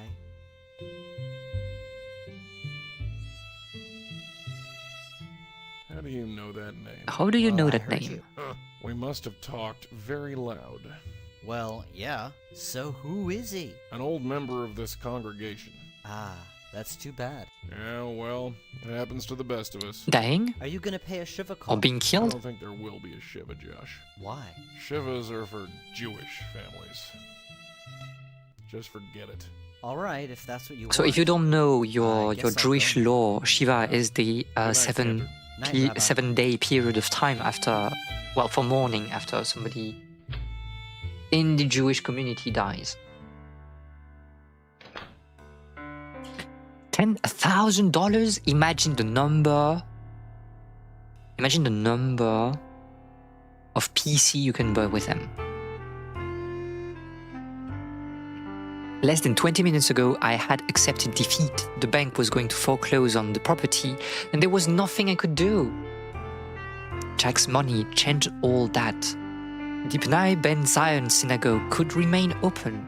I wouldn't have to see my life's work turned into a shopping mall or a parking lot.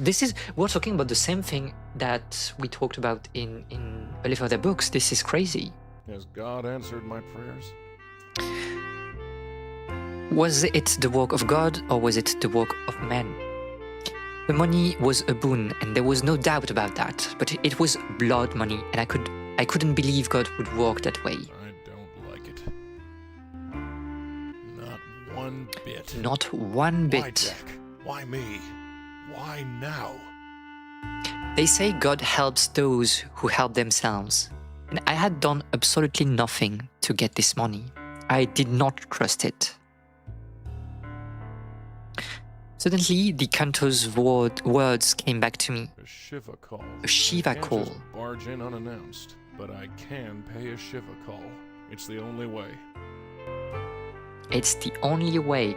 There is only one video game, the good ones, and the others are not even games plus 2.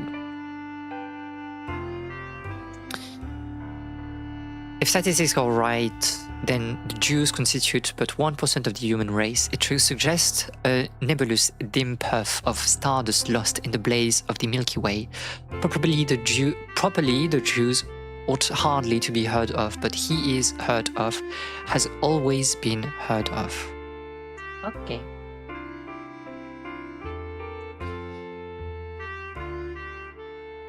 My business card. Please me, R. Stone.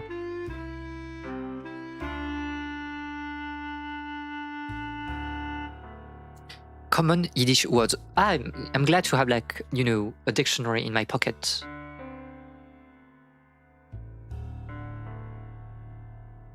Nebish Momza. I mean, I will say I had not met too many Jewish people, so it's not really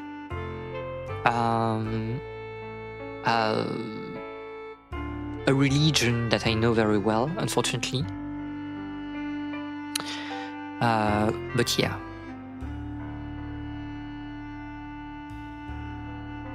Do we, by the way,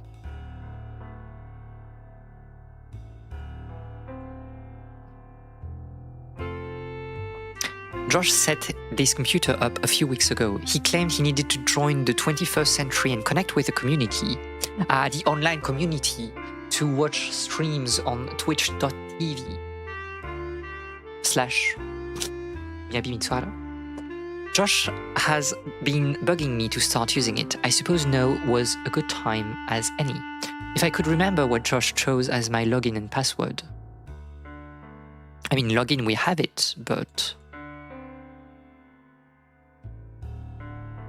password. Password.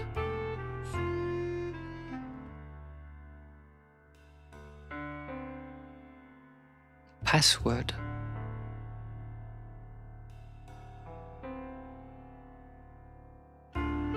Do we have hints about certificate?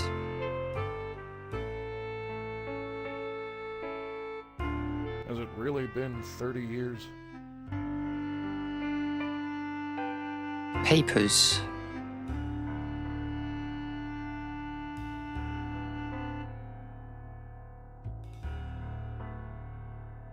password.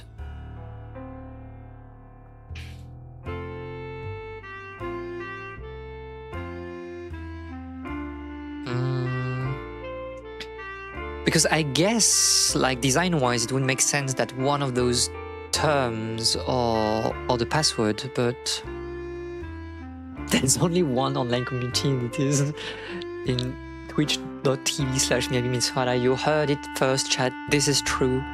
This is true. Let's VIP all the people that were here, you know, since January. I was here. She was here. She was based. I mean, mensch is a bit too, I don't know, megalomaniac to use as your password. Wickling? Is it Yenta? A busybody, which would fit. Oh, and it's like Josh chose it for us. So I guess like Yenta or Mensch makes sense.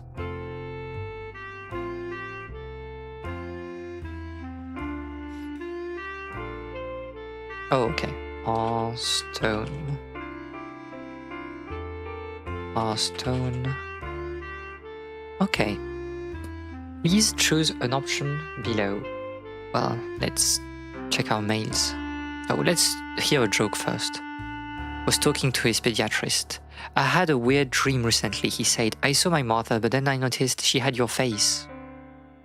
I found this so worrying that I immediately awoke and couldn't get back to sleep. I just stayed there thinking about it until 4 a.m. I got up, made myself a slice of toast and some coffee, and came straight here. Can you please help me explain the meaning of my dream?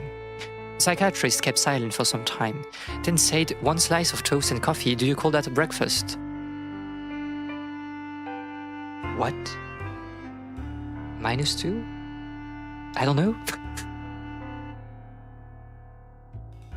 Myself, welcome to RavNet New York, the newest way to bring Jews together as a community. Our features are small but growing. Here is a list of what we currently offer. The main feature, the search feature. Everyone needs a good laugh. Check out our joke feature for the best in Jewish jokes. Top joke. Are you like an expert of Jewish jokes? I don't know what to say. On behalf of myself and the entire RavNet team, thank you for joining and making our community stronger. I think I saw once like a dating app that were like made for Jewish people, and I was like, what the? There's a dating app for everything. Hello, Rabbi. I set up your account for you. Hopefully it will work out okay for you. You can change the password if you want. Most people choose things that their mothers or their wives' maiden...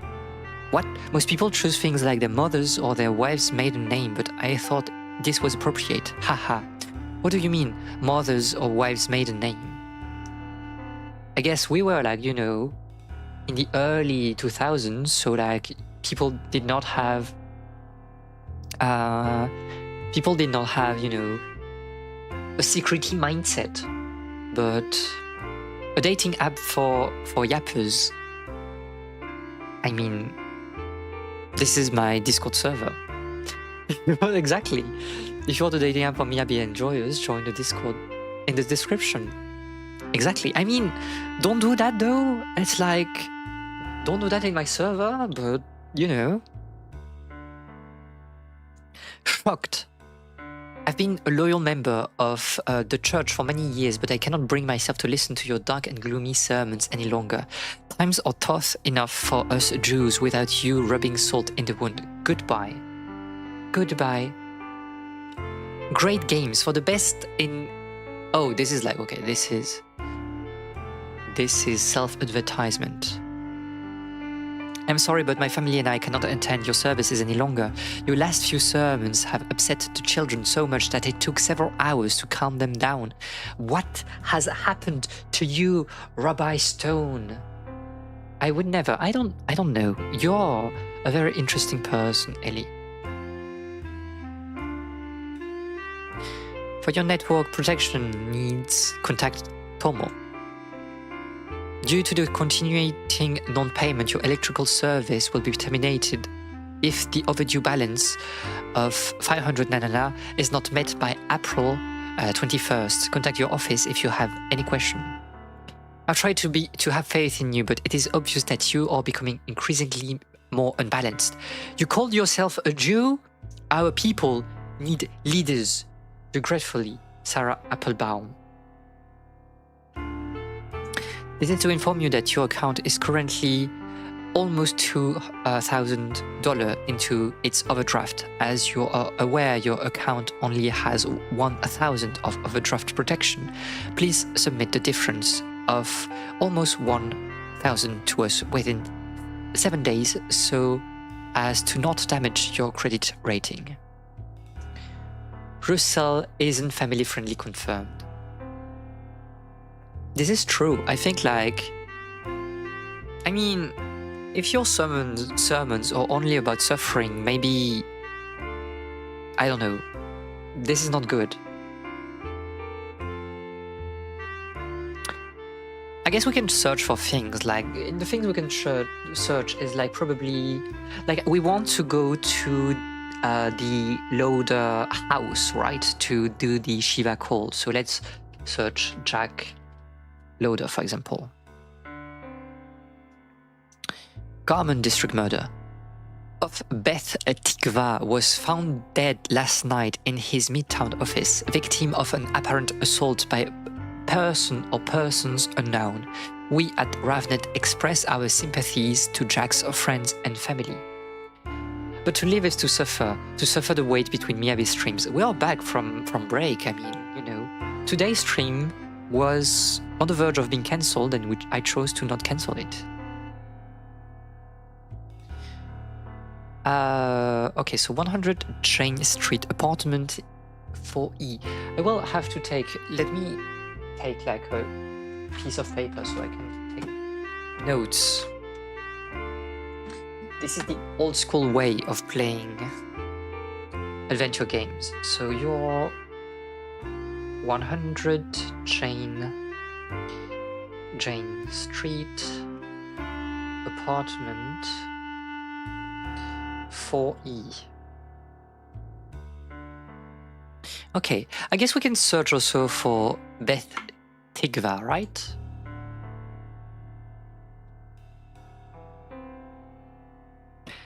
Another synagogue. Oh, okay. Amos Zelig. So the Beth Tikva synagogue,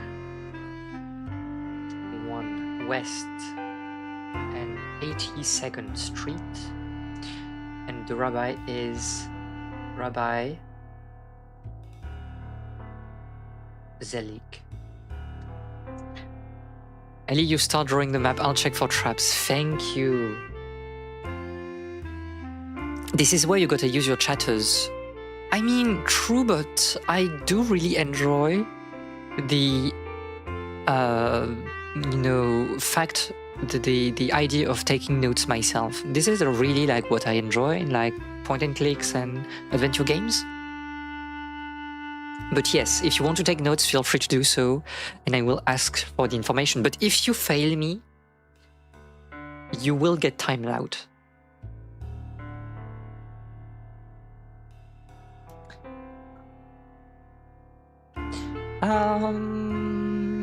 Yes, so I guess we can leave for now. And let's go to Louder House. Miyabi really enjoys not being helped, alas.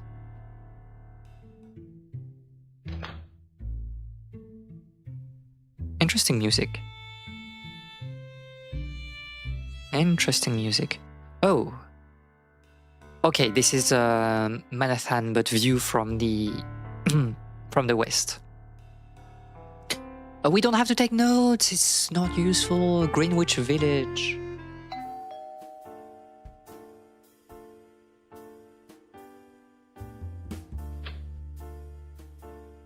Mrs. Lauder? Yes? Yes. I heard about your husband. I came to pay my respects. Oh, You knew Jack? You knew Jack? Let's be honest, right? There's no point in being like sassy with our rabbinical response. Some time ago, yes. All right, come on in. I'm sorry, you look so familiar, but I can't place your face. What is your name? If I wanted answers, she'd have to know who I was. This required tact. Let's be honest. My name is Rabbi Russell Stone. Your husband used to be a member of my congregation. Oh, Oh, I remember now. I remember you have now. A lot of nerve coming You here. are a piece of something something. Let's be apologetic, I believe. Well, I'm sorry about that. Oh, you're sorry, are you? I'm so glad to hear that. Jack would love to hear that you are sorry. He knows already, Mrs. Lauder. Too late, Rabbi. Too late. Too what late. do you want? What did we do?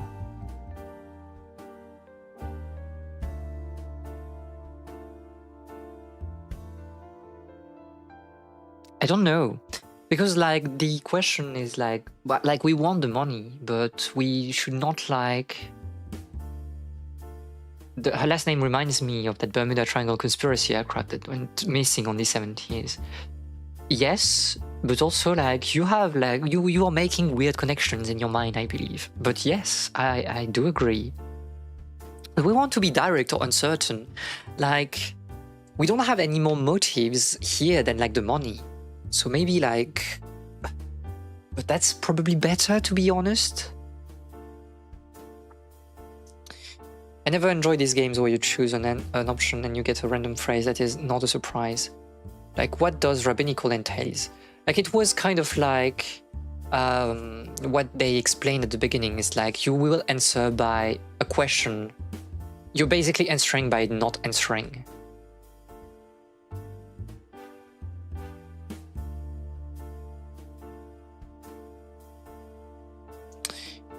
I don't know. I will choose like uncertain, but Not sure what I want. Oh, really? You're just getting back in touch? Is that it? Oh, stop it. Just stop it. I don't believe this. You threw us out of your temple 8 years Oh, ago. interesting. And now you drop by for a visit?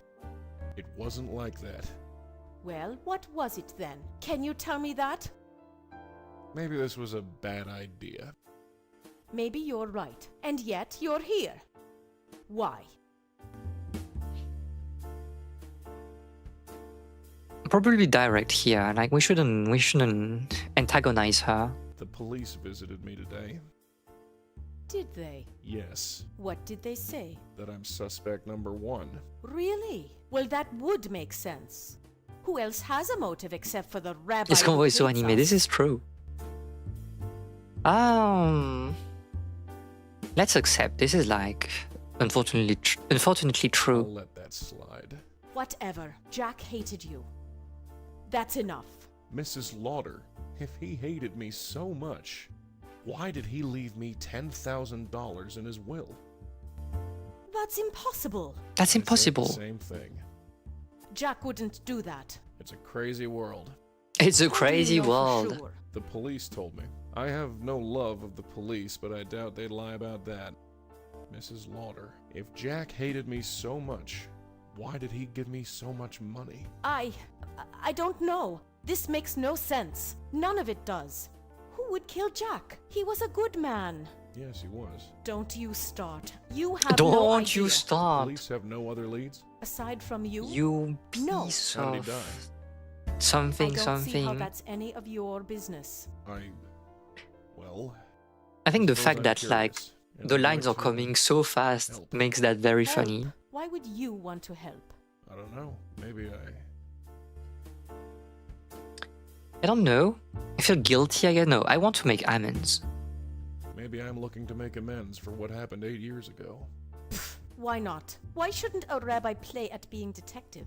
You want to investigate, Rabbi Stone? Be my guest. I'll have to ask you some questions about what happened. Can't you just ask the police? They won't talk to me. I'm a suspect. Fine. I mean, I Fine. do enjoy Ask whatever this you more want. social detective thingy. Ask about the murder. How did Jack die? He was shot right in the head. At Right in the head? range, according to the Close police. ranged. I'm sorry, Mrs. Lauder. He was in the showroom, working late. That's all I know. About What business. was your husband in? We were in business together. Fashion design, high-end casual wear. Shirts, blouses, slacks. I'd design and he'd sell. I see. The state of the Was business. the business successful? We did all right. It was tough at first, but things have been picking up over the last few years. I mean, We high-end sell to mainly casual. boutique stores, but Macy's has You bought see the several pieces sort of from like us. closest Saks that it was is, right? interested. And what happens to the business now? Are you going to run it by yourself? I guess I could, but not right away. And definitely not in that same showroom. I can understand that. The location of the Where is business. your showroom? Why? Do you want to have a look? It can't hurt. Oh, this is crazy. This You is really want to do crazy. this? Yes. I mean, this is Sure, if detective. you want to have Detecting. a look, go ahead. Just because trained police officers couldn't find anything doesn't mean a rabbi can't. The building is 1407 Broadway, room 903. Okay. Ask about mirror. You've covered up the mirror. Yes, it's what you are supposed to do, right? Well, yes, but I know. I'm not Jewish. I'm probably doing it all wrong, but it feels right. Is it right, Rabbi? Interesting. It's right, I think. it's perfect. Thank you. Her state of mind. How are you holding up, Mrs. Lauder? Fine. As well as can be expected. What is the name of your business? Charming Fashion Company. Charming. Yeah, it's a strange name, but it has meaning behind it. It's based on my family's name, Sharma, and it sounds like charming. I get it. Real cute. Real cute. My notes. Can you tell me about your company again? Sure, what do you want to know? Okay, I'm going to leave now. I'll see what else I can discover. Thanks, I guess. I guess. Rabbi Stone, Yes? about 8 years ago, could you just tell me why? Were you and Jack happy? Yes, yes, we were. Then my reasons don't matter. Oh, I guess like the thing is that Stone was against like the Lauder marrying together, I guess. I mean, this is like, it was like a mobile game at first. Doesn't mean that it's bad, but it's the way things are kind of like set up. There's this sense of it goes a bit too fast, I think, and this is something you will find also in the very first Blackwell. But there's this, you have good lines, I think. If she is not Jewish, it's against the rules. Is it against the rules for... Or is it something like congregation by congregation? I just don't know. I don't know enough about Jewish like law to... Depends on the Orthodoxy, yeah, but I don't really know like the difference. I mean, I guess like we can see that, you know, Stone was really maybe hardline before, and like he's really having this moment of crisis because nobody comes to his congregation anymore. But telling her that might not be useful, maybe. No, for sure. But I think like the last line was good. Like, are you happy? Yes, then who cares? Like, I was in the wrong. You don't need to know. Okay, so let's go to maybe the fashion business first. I wasn't that desperate for a large congregation. Oh yeah, by taking the... I couldn't think of a reason, yeah. Well, there's nothing really interesting to explore, I think. Interfaith marriage in Judaism, also called mixed marriage or intermarriage, has historically been viewed with strong disapproval by Jewish leaders and remains a contentious issue within the Jewish community. According to Halakha, As derived from the Talmud, marriage between a Jew and a non-Jew is both prohibited and considered void under Jewish law.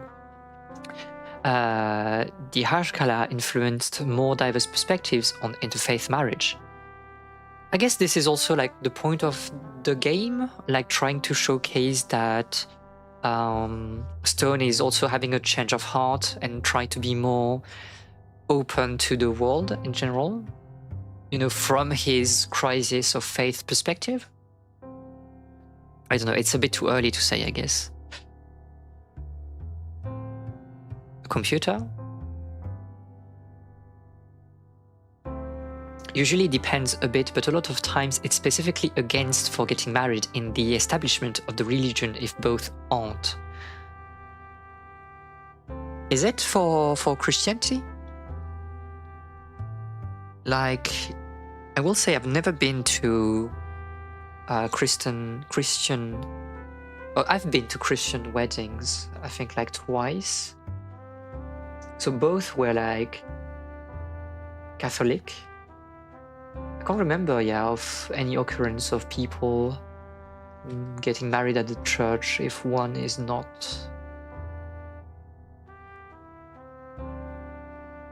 Intermarriage, called a Mr. Worldwide and Miss Universe wedding. So +2.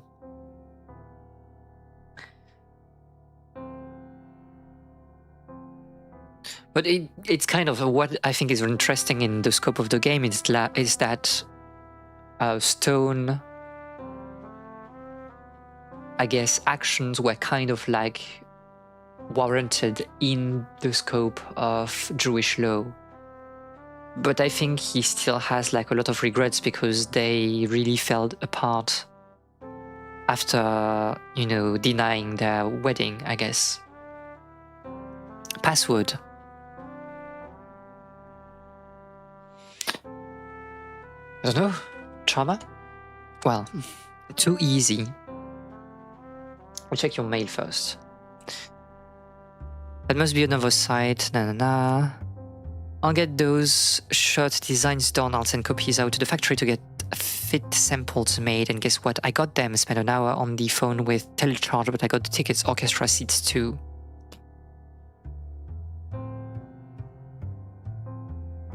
Okay, so your wife, or your network and protection, okay. This is strange. The rates do seem unusually high. I'll look into it. Ethan. Kenny, how are you? Your goods are packed and ready to ship. Wire us the funds and we'll get it on the next boat. Yeah, okay. You're shipping by boat? Well, interesting. Your instinct was right. Something isn't right with this deal. All the wire transfers lead to different places and nobody answers the phone at any of them. My accountant sense is tingling. Don't panic, Jack. I'll get to the bottom of this. See you at Temple tonight. Okay, so he had a deal with Kenny and was also running through Ethan to have like some second opinion, and yeah. The fit model cancelled again. Can she be any more useless? Okay. We'll just have to find someone else. Don't forget, we're having dinner at the Goldwaters tonight. Love, Raj, okay.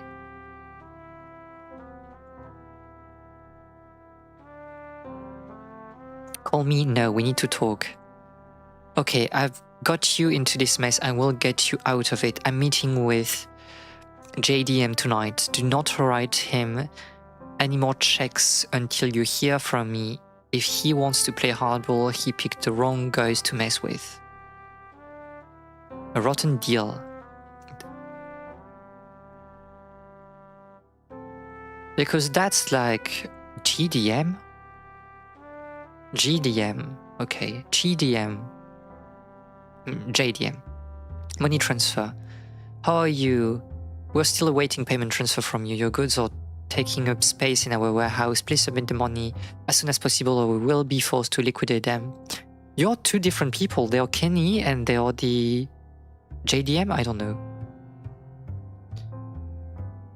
The following message was undeliverable. The reported error was subscriber. Stone does not exist on Ravnet. Okay, so you made like a typing mistake. Hello, Rabbi Stone. It's been a while. I hope I got the correct email address. No doubt you are surprised to hear from me. I'm not sure why I'm writing either. I often think about what you said. It still angers me, but I can understand your motives. You looked at us and said nothing is worse than when Jews turn their back on one another.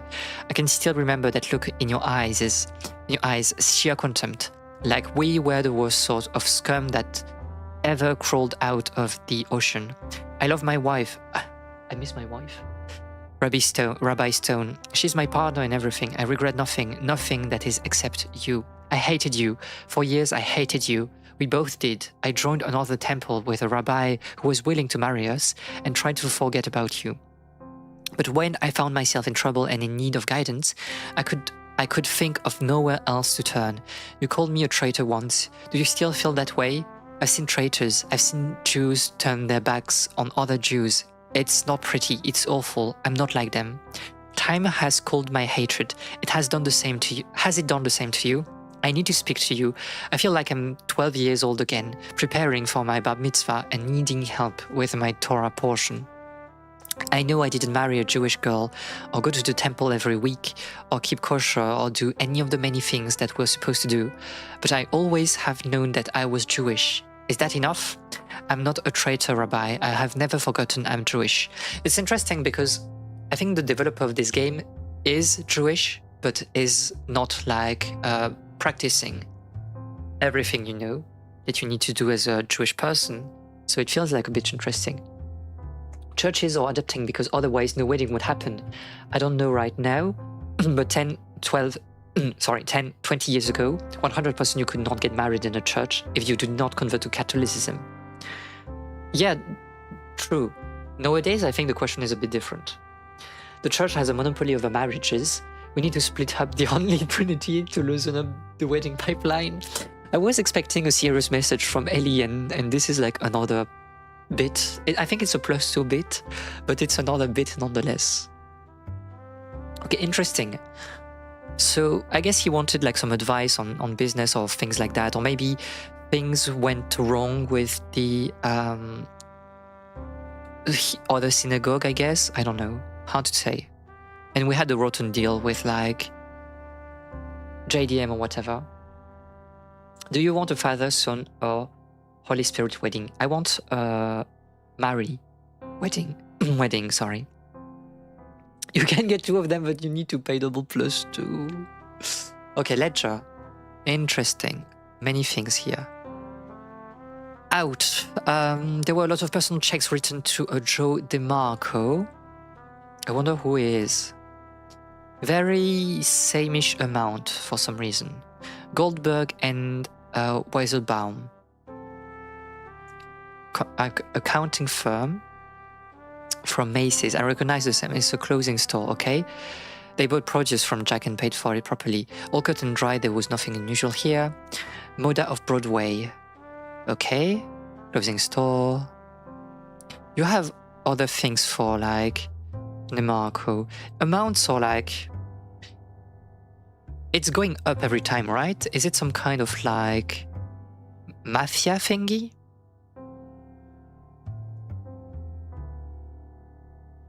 Sportswear. Loose shipping. This payment went to a shipping company, nothing unusual, okay?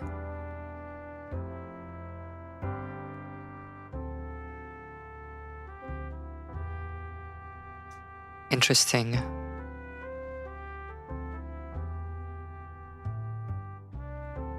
And membership.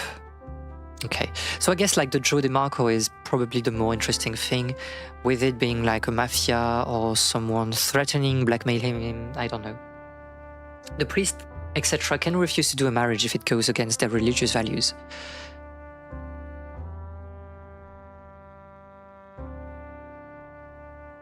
I do, sorry, I was reading the other messages.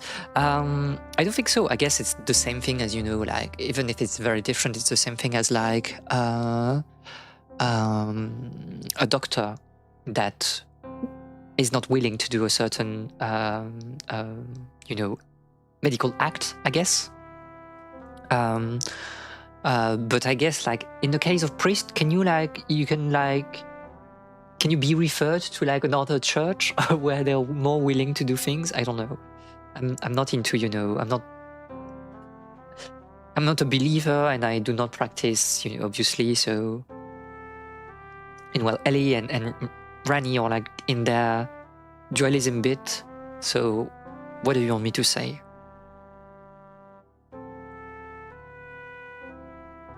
Okay.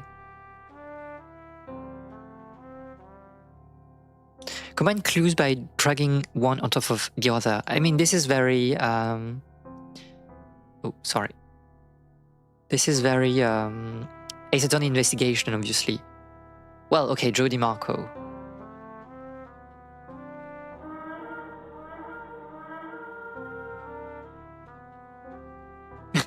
Catharism is based. You can find someone who is willing, but if you want to do it in a specific church, then no dice usually. Yeah. I see. Interesting. I mean, this is also very interesting because, at least in France, we know that like there's a sort of like new movement of Catholicism where people, and especially young people, are turning towards like Christianity again, which is like very interesting to me. But yeah, I really don't know the specifics about that because I do not interact with religion. I guess we are done here, like... There's a meeting, yes, with Joe, and I guess, like, I don't know how to say. I guess we're done here. We can, like, probably go to another location.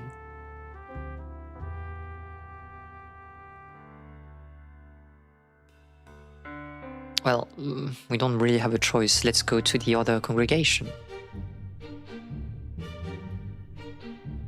Very interesting music. Much more grandiloquent in a way. Like, well, you know that they have money. The desire to scratch it with my keys was strong, but it passed. I should have checked also the photos, I guess, but... Wait. Yes? Yes. You're the chief rabbi here at Beth Tikva. I do carry that honor. So, what can I do for you, Mr. Rabbi, actually. Rabbi Stone. Well, fancy that. I can always spare time for a fellow rabbi. What brings you to our humble synagogue? Well, we can use the rabbinical approach here, I Do guess. you know Mr. Jack Lauder? Should I know Mr. Jack Lauder? He's answering the same way. Don't you think you should know Jack Lauder? Why do you think so? Wasn't he a member of your congregation? Was he? Don't you know your own congregation? Am I expected to know everybody? Well, Broke into an angelic Are smile. you finished? I guess. Wonderful. He was Honest a and member so. of your congregation. He died a few days ago. That's right. That's The right. funeral service was yesterday. I So honestly that don't was just a know bit where for my him head is to these like days. ascertain Conducted domination. the ceremony? Yes, his wife insisted on it. Did she now? If I may ask, what is your interest in Mr. Lauder? Rabbinical reasons. Aren't all matters of our flock our concern? Well, not every matter, but still, we do what we can, don't we? Is there anything you can tell me about Mr. Lauder? I'm afraid not, Rabbi Stone. My congregation is rather large, and Mr. Lauder seldom attended services. I'm sure I don't I guess need to I tell do you what that's understand like. why You certainly Lauder don't. did not want help from that particular rabbi, but...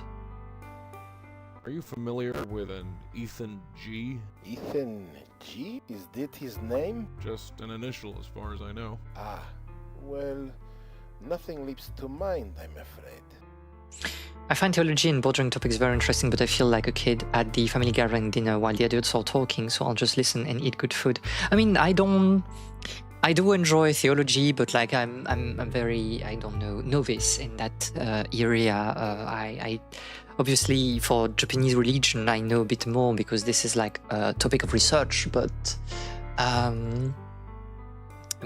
I am also I'm a little kid. I'm discovering this world with you, and we are all learning together. This is fine. I enjoy theology as a branch of history. Yes, it's like history, it's like sociology and anthropology at the same time. But yeah.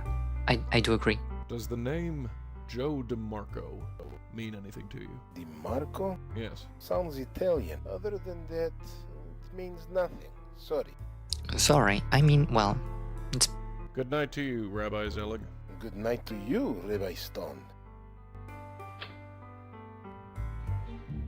This is probably all for now. I don't know.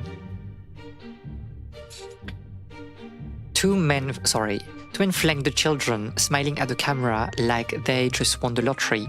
The caption reads, J. Silver and E. Goldberg on duty at the Beth Kidva Youth Center. This is the name of the... E. Goldberg, is it the name of the...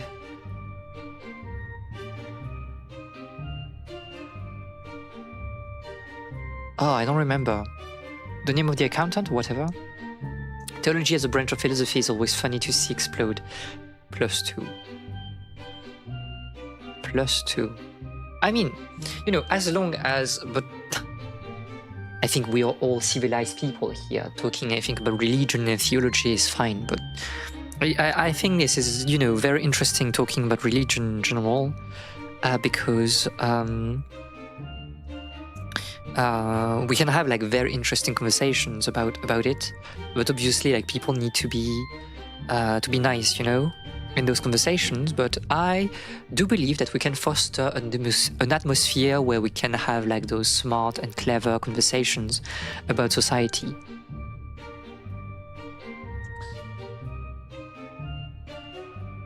I think we are done with here. Do we need to end the day, something like that?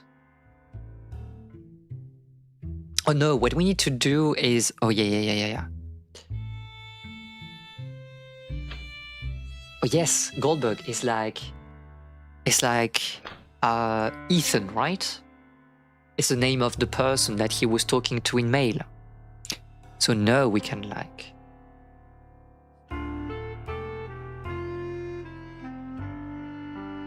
We can search, and we can search like Ethan Goldberg.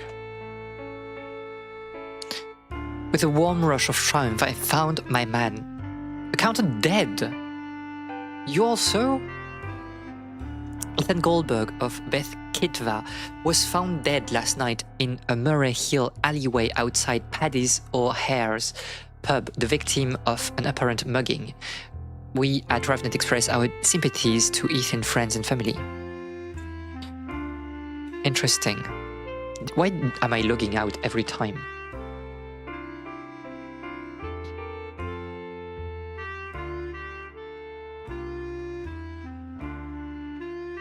This is, well, I'm logging out every time because this is for security purposes, right? But we're in a video game, this is fine. Do not hack my account when I'm not here. Please.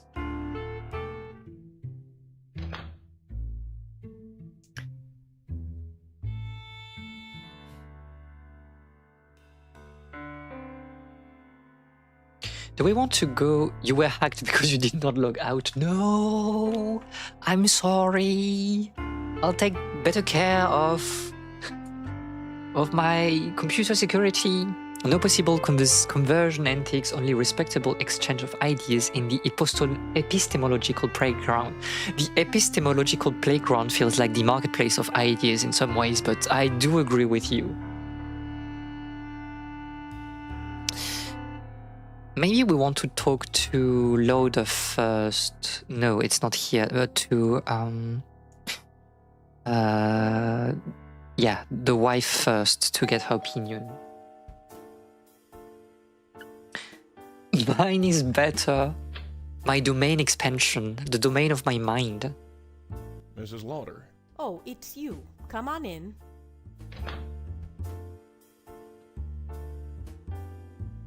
Can I show you things? Do you know an Ethan Goldberg? Oh, Ethan Goldberg. Goldberg yeah, I know him. in caps. An accountant. We used him to handle taxes and complicated documents for the business. Not full-time, just on a consultant basis. Wait, is he involved in this? Not anymore. He's dead. He's dead? What? What? Since when? About a week or two ago. Murdered. My God. What is happening? A week or two, Trying to so figure it out. before, I think he was, because like Ethan was like, I'll take care of this. Like I probably have recommended you like Joe DeMarco, so I'll take care of this. He got killed first. Jack knows, trying to then go to Joe DeMarco, gets killed. Something like that. Can you help me build some cool sandcastle like the ones you have? Do not dig holes too deep or you could get buried in the sand. +2. Have you ever heard of the name Joe DeMarco? Joe? I'm expecting Joe. no. Oh, Yes, she has I've heard. heard of Joe. He was one of our first investors. He invested in Charming? Yes. Why did you need an investor? Well, we didn't have This much is like money literally to start mafia, a business right? with. All the banks saw us as a poor risk, so we needed independent investors. Have you ever met Joe? Jack handled the money stuff, although I know Jack didn't like him. Why not? He didn't say, he just didn't like him. But we were desperate, It was so we Italian, had no imagine. choice. How did they meet each other? I think they were introduced at the temple of all places. At Temple. So Joe DeMarco is Jewish? Maybe. Why? DeMarco is not a very Jewish name. And that's important to you, is it? Not to me, no. But it's certainly significant. Joe Jewish? Question mark. You cannot trust Italian people, You no. really think Joe DeMarco is Jewish? I told This- you, I have no idea. But get buried in the sand even if I solely dug a shallow ditch in the sandbox. So true. This is probably all that we I'll need. see what else I can discover. Thanks. Let's investigate the death of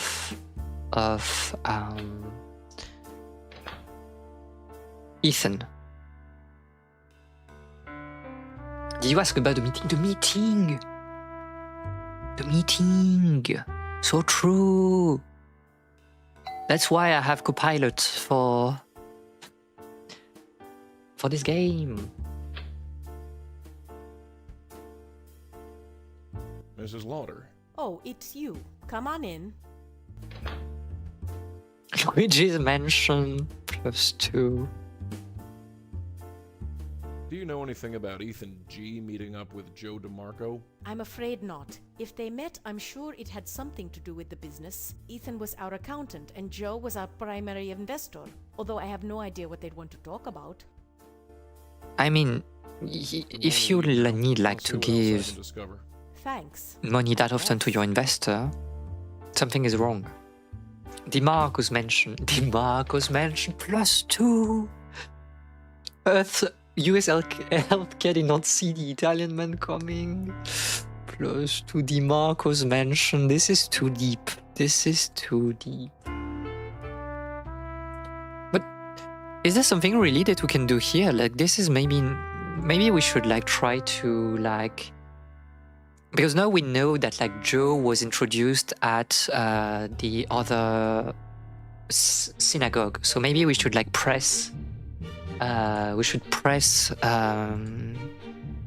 don't remember his name. Zelig a bit more.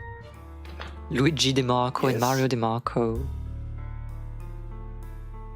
Let's present like Goldberg I was first. hoping you could tell me something about Ethan Goldberg. I know he used to work here. Ethan? Oh, Oh, a tragedy. what a That man tragedy. did wonders for this community. It's a shame what happened to him. You know about his death. Of course, I conducted the funeral service myself. I recently found out that Ethan Goldberg and Jack Lauder did business together. Really? I'm not surprised. Ethan offered his services to many people. He was a whiz with an adding machine. A whiz with an adding machine. Interesting way of describing an accountant. What do you mean? Look. Does Mario and Luigi have last name in the canon? I think they do. I think it's Mario Mario and Luigi Mario. You're a whiz with an adding machine. Mario Mario. Does the name Joe DeMarco mean anything to you? DeMarco? DeMarco? Sounds Italian. Other than that, it means nothing. Sorry. Huh. Did a Joe DeMarco ever belong to this temple? DeMarco. DeMarco. That's hardly a Jewish name. I know. Although it's difficult to say. As I told you, it's difficult to keep track of individual congregation members. He was an investor in Jack Lauder's company. Does that mean anything to you? I don't know. Should it? No, I suppose not. I suppose not. Do you know anything about Ethan G meeting up with Joe DeMarco? In all honesty, I have no idea who Joe DeMarco is. So I'm afraid the answer is no. The answer is no. You're all sending me messages in... I don't need to check that now. Well, was it really useful? I don't know. We had like... Oh, but there's like another thing we can... Doesn't any of this strike you as odd? Should it? Two Jewish men, both in business together and both belonging to the same synagogue, are killed within 2 weeks. I will of answer each your other. question The just third after man, carpet. who may or may not And be hello. Jewish, is nowhere to be found. There are only two connections between these three men. One is Jack's business, the other is this synagogue. Rabbi Stone, I hope you're not suggesting anything. I'm not. I'm Let me not. finish. People all over the world use religious communities to network and conduct business. This is nothing new. You know this, Rabbi Stone. If there is a connection, it has to do with their business dealings and nothing to do with Beth Tikva. I won't stand for our reputation being tarnished. Do I make myself clear? As crystal. I'm glad we understand. I'm each glad we understand Now, each other. If you'll excuse me, Interesting. it is rather late. I understand. I'll see myself out. Wait, let me give you my card. Why? Feel free to email me if you have any more questions. Typing emails? I love it. How is this game so far? So far, so good. +2 for the joke. Incredible +2.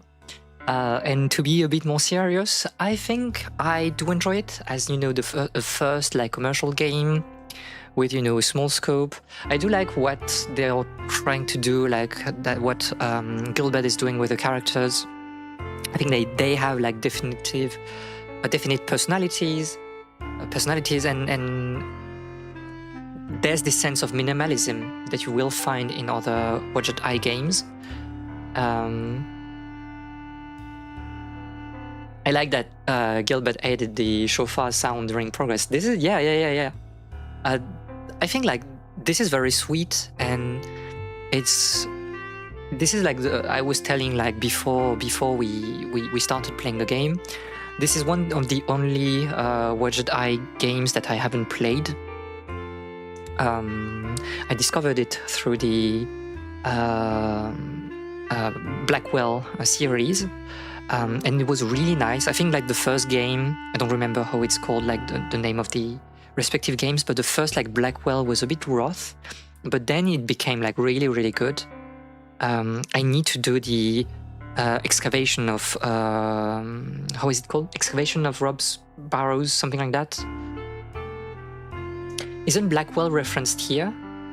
Maybe because we're playing the new edition, the kosher edition, so I guess maybe there are some tie-ins with Blackwell. I've not seen them yet, but I don't know. Maybe a bit later? Hobbs Barrow, yes. And Hobbs Barrow, I think we'll do on stream at some point.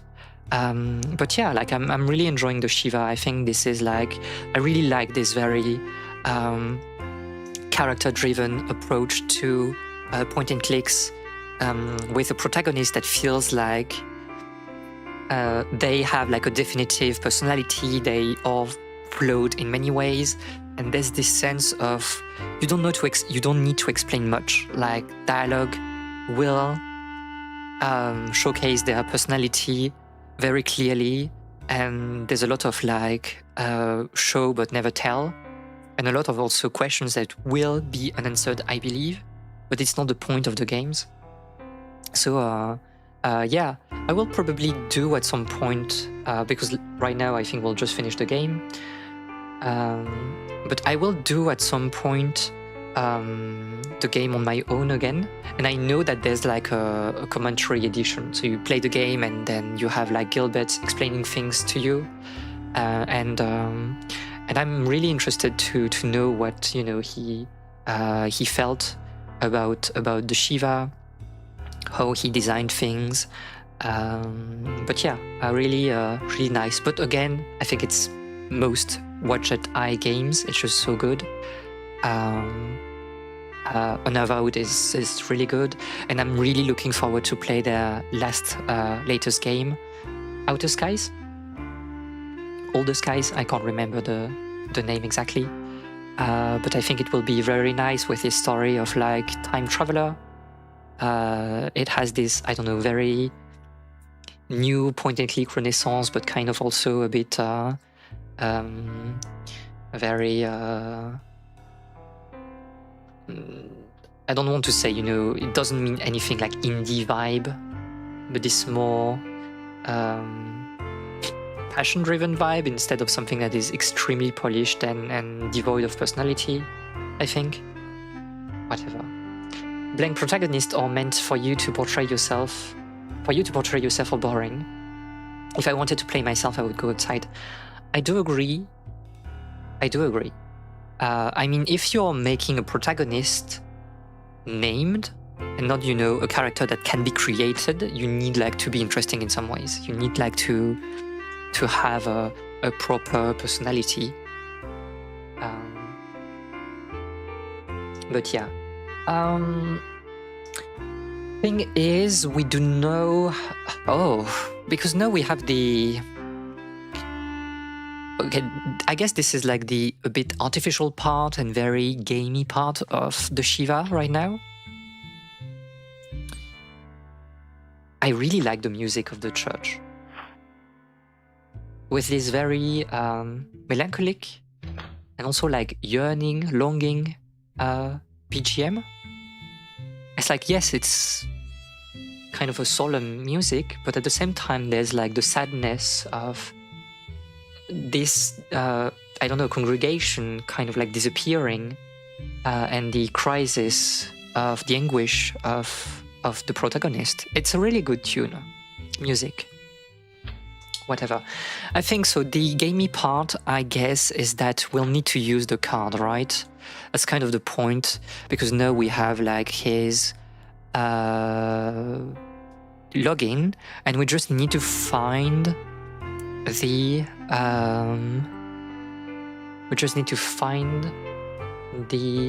password. I don't think we can find the password immediately, but we can do like some research on Amos Zelig, something like that. Contact information, okay. Bio. Amos Zelig moved to New York in '63 with his wife Carol and his dog Dodger. Since then, he has been one of the most prolific rabbis in the city. His wife and dog are gone now, but Beth Tikva remains one of the strongest centers of the Jewish community. So,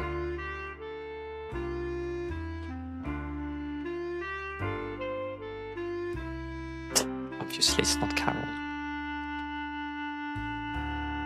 My god, it's the name of his dog. This is madness. Oops. A lot of mails. Oh, a lot of mails to read. But I think we can finish the game maybe today. Welcome to Round and excellent. Wonderful. You finally joined the 21st century, yeah? It's about time, Mazel Tov, and so on. Just wanted to congratulate you on another hair-raising sermon today. Everyone was glued to their seat. See you next Friday. My name is Jared from the Jewish Weekly. I have heard of your recent philanthropic activities and was wondering if you would consent to an interview. Feel free to contact me anytime.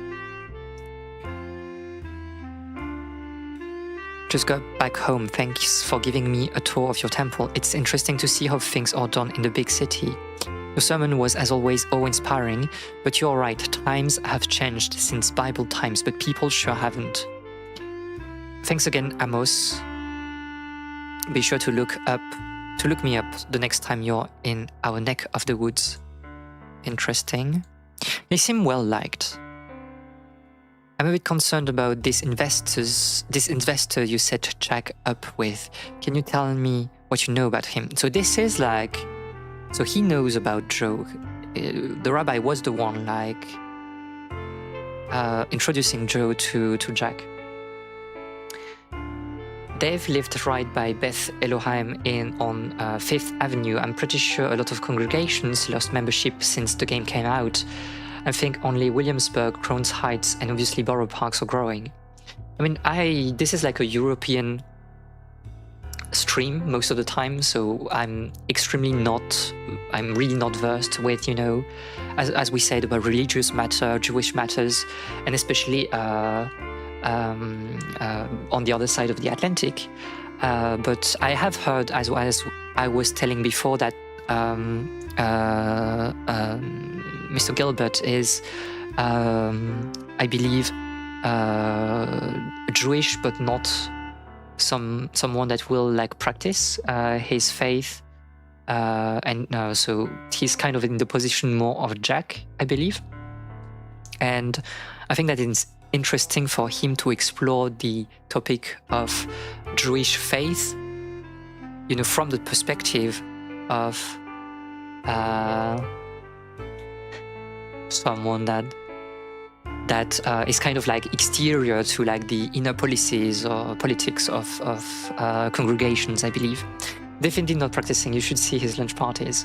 I mean, I'm not surprised from what I've seen in his posts on Blue Sky. Like, he definitely seems that type, yes. But I have a lot of respect for Gilbert for all that he have done for the point and click like industries, be it like by making games or by publishing other games. But are you like close to, I don't know, are you close to Gilbert, or are you just like another drumming with Benjamin? Yeah. But I think like this is, for me, Watch It Eye Games is like the true renaissance of like point and clicks. I think there was like a lot of things, especially with Tumbleweed Park, I believe, but it didn't feel like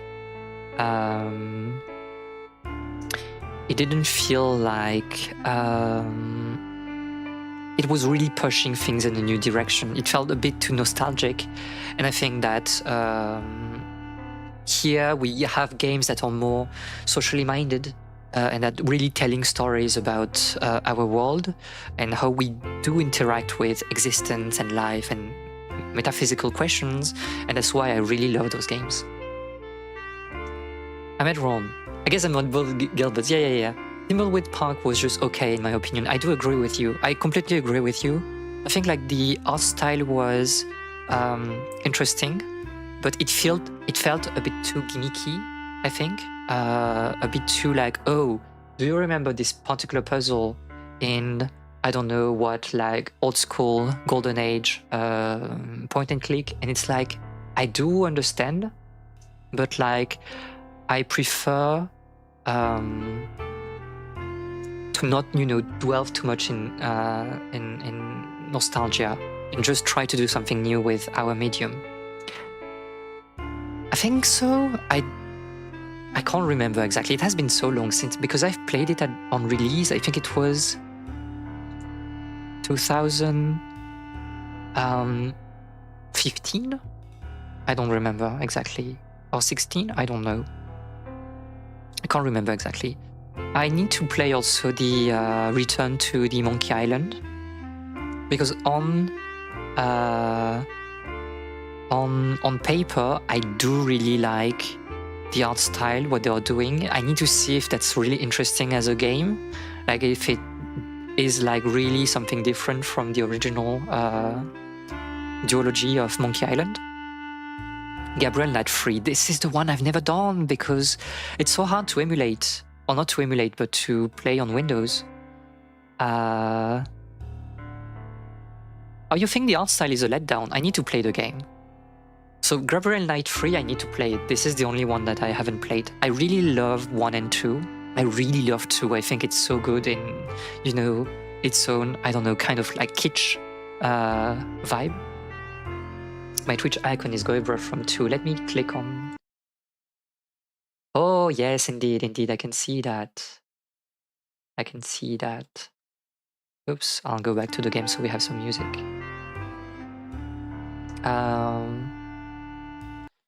But oops, can I close? Yeah. I want to close that so we can I can read my chat. But yeah, Monkey Island is really, really good. I have like a fondness, obviously, for the first, I guess, the first 3 games, and the later ones. I need to play them again to have an opinion. But I really wanted to return to Monkey Island. For me, the art style was like I do enjoy, the pixel art more in general, but I felt like it was understandable from a Renaissance point of view. But yeah, I need to play the game at some point. And yeah, I wanted to play more adventure games and point and clicks in this stream. So we'll have to plan that, but also I don't want to have games that are a bit too long, and I still have to ask myself the question, do I want to play with guide or completely blind, because it will also change the dynamic in the stream. But yeah, I do, unfortunately for Rani, I do enjoy point and clicks, and we'll have like some of them here. Hobbs Barrow feels like an obvious pick at some point, but I can't remember how long it is. I think it's 5 hours, 5 hour long, something like that. This one is being fun. Yeah, I do agree. I do think it's like a good one. Hobbs Barrow is short. Okay. I guess I have seen many bad point and clicks. I mean, there are a lot of bad point and clicks, but I think also, like, if we play Gabriel Knights 2, I think it will be really, really funny. Just because it's so kitsch, it's so ridiculous, and it's such like a departure from like the first Gabriel Knight. But yeah, I'll think about that. Like, we will finish Layton in probably maybe next stream, maybe not. I don't know. But after Layton, we can fit like other adventure games. Okay, let's continue to read. Thanks for the kiss sticks. Happy we could be of service. Okay. I appreciate that you took the time to help us. We were cash poor and in serious need of help, but I can't help but be concerned. Are you sure this investor is on the up and up? He has money certainly, but the man gives me the serious creeps. We need the money, so I will accept his money for now, but I was hoping you could tell me more about him, okay? If that Goldberg character has been making waves, you know what to do. So I guess like Zelig is probably the culprit. Ethan's been giving me trouble, so that's not a problem. I'll get in touch when I chat with him. Oh, so it's just DeMarco killing Ethan, I guess. I just wanted to write and tell you how excellent your service was. My friend dragged me on Friday, even though I don't usually do the temple thing. I've already signed up. You've got a new member. I'll be going to your temple from now on, and I'm already looking forward to next Friday. What is he talking about in his sermons? For the lovely service you performed for my husband Ethan. Your kind words and wonderful anecdotes put everyone at ease, especially me. As you know, Ethan worked very hard for the Jewish community, and to a lesser extent Beth Tikva, and I'm sure he's very happy to know his work was appreciated. Thank you again, and we'll see you bright and early Friday night. The police is asking me about Ethan. I told them who he was meeting, but they said it's not important. Not important? How can this not be important? Rabbi, why aren't you doing something? I'm sure he has something to do with this. What have you gotten us mixed up in regarding Joe DeMarco? Yes. Thank you for answering my questions. The article will appear next week. So he's playing like the, okay, so I'm very nice, like on the front, but I'm conducting like business probably with the mafia and things like that on the background. I fear for my life. Your so-called investor is demanding more and more interest and is threatening me and my wife. Can you tell me? You tell me to calm down. I guess this is like the moment where, because it's a short game, I think we're almost done. like Gilbert had to like explain things, but we kind of like already understood what was happening from, you know, the ledger and things like that. How could you get us involved with a creep like that? Don't tell me you're not involved. When I think of you looking all holy and pious during Ethan's funeral service, I want to throw up. I cannot even tell my wife, I'm so ashamed of myself. To think I was so blinded by greed that I couldn't see beneath the surface. I was better off with Stone. He was pig-headed and arrogant, but at least you knew where you stood. Watch your back. I'm going to get to the bottom of this. Don't think this is over. You call yourself a Jew? You're certainly keeping me busy. I got your message. I'll let you know when it's done, and obviously, I'm not Jewish myself, but Jack was very devout, and I felt like I owed it to him to give him a proper Jewish funeral. Thank you so much for your help and for answering all my questions. I'm sure Jack would have appreciated the effort and care you have put into the service. I'm going to try to prepare a proper Shivah. You're welcome to come by to pay your respects. Thanks again. Okay. I mean, this is pretty straightforward right now. It's probably too early to confront, I believe, Zelig, because we don't have any evidence. So maybe we should try to investigate now the death of Ethan, right?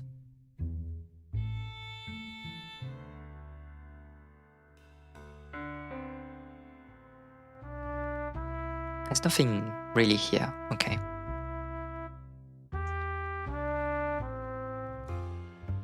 Oh, this is like the character from... So this is Blackwell, right? Someone is following us.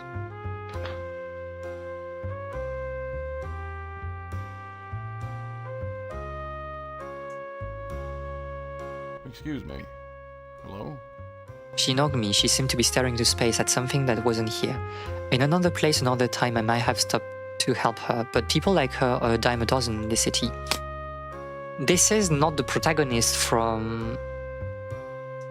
Is it? No, this isn't. Is it the protagonist from Blackwell, or is it her mother? But this is a Blackwell reference here. And she's like not answering because she's like seeing a ghost or whatever. Stop there. Evening. Yeah, I don't know. Small talk. Nice night. whatever. Who are you? So what's your name? Look, could you leave me alone? It looked like this was the type of place where people did not want to be bothered. Ask about Joe. Do you know a Joe DeMarco? Sure I do. That's my name. Really? Yeah, what of it? You're a hard guy to track down. Well, yippee. You found me. What do you want? Let's talk about, well, in order, I guess. Ethan. What's your beef with Ethan Goldberg? Never heard of him. Your name appears in connection with his. Lots of Ethan Goldbergs. Lots of Joe DeMarcos. Both are common names. Are You got they? nothing. So leave me Are alone. they? I don't know. Ethan was killed just outside of this bar. Coincidence. You still got nothing. Let's talk about the other before like poking into his story. Do you know Rabbi Zelig? What's a rabbi? Was he being serious? His true intentions were hidden behind those dull, glassy eyes. A ruse or plain ignorance? It was impossible to His tell. full name is Amos Zelig. Nope. Sorry. About Jack? What's your connection with Jack Lauder? Don't know him. Sure you do. He wrote you a number of checks. Whoever he wrote them to, it wasn't me. Your name is on the checks. Then it's some other Joe DeMarco. Get out of here. Are you Jewish, Mr. DeMarco? Huh? No. What the hell is... What the hell is Jewish? What the fuck? His ignorance was either fake or genuine. Either way, I had my Never answer. mind. Okay, let's poke at the holes in his story. Your name comes up yet again, Mr. DeMarco. This time in several emails addressed to Rabbi Zelig. So? So what's the deal? It wasn't me. It was another Joe. Can it? Sing another tune, because I'm sick of the old one. It's enough evidence to book you if I choose to go to the police. So are you gonna tell me what's going on? Joe DeMarco gave me the once-over. His dull, pale eyes explored my face. He knitted his eyebrows as if doing some internal calculations, and then finally nodded. Fine. You want to talk? Let's talk. But not here. Follow me. He wants to kill us, right? The same way he killed, like, Ethan, probably, no? Excuse me. I'm looking for information on Ethan Goldberg. He was killed outside of this bar. Do you know anything about it? Gave me a glare that told me everything I needed to know was about asking more questions. Do you know him as... Yeah, okay, whatever. This is like a short game, this is not the point of the game. Come on, Rabbi. We'll have more privacy down here.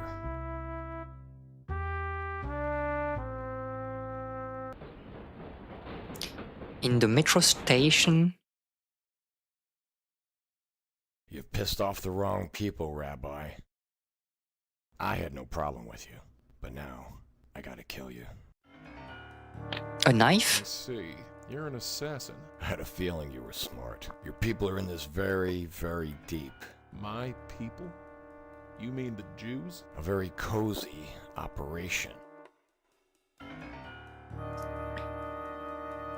Okay.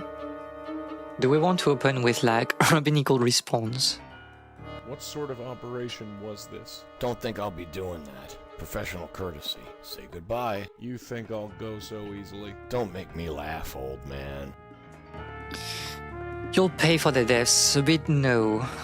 We don't want to antagonize. Despicable human being, he will just laugh. Do you really think you'll get away with this? Do you really think you'll get away with this? I've been getting away with this since I was 12 years old. You're a monster. Too non-interesting. How does a 12-year-old commit murder? The blood of countless innocents is in your hand. Again, he's not like, he will not be swayed by like the last two answers. We need like to, you know, find like weaknesses to exploit. So the first one, let him talk. Let him cook. How does a 12-year-old commit murder? Same as anyone. Someone asked me to, so I did. That's the most horrible thing. I mean, for now, it's kind of like the answers are kind of like all the same. Like there's like an obvious answer, which is like stalling for time. Do you do everything people ask you to? Do you do everything people ask you to? If the price is right. And also, this is also the very rabbinical thing of like asking questions.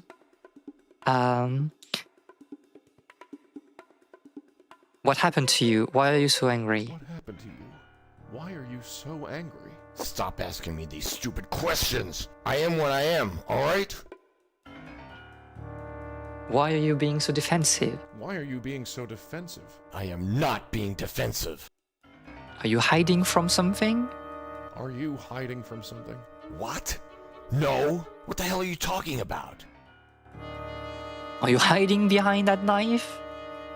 Are you hiding behind that knife? Well, no!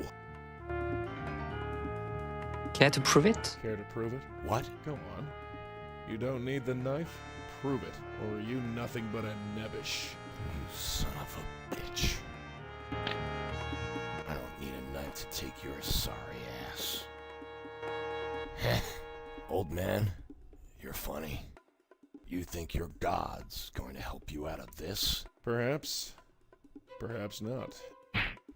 What the My heck? 4 years on the B'nai B'rith Yeshiva High School boxing team will even the odds. What the hell, man? Perhaps you didn't hear me the first time. What is happening? Now, do I have your attention? Let me go, Violence man. in my You game? have two choices. Jewish You can answer violence? my questions, or I throw you onto the tracks. What? You're crazy. Am I? Train's coming. Make I did not expect your that, me neither. choice. Fine. Fine. Who sent you? Answer. Zelig. Zelig?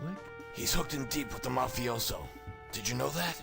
He'd find struggling businessmen like your friends Jack and Ethan, and then hook them up with investors. Investors? Mafia investors. He got them involved with the mob?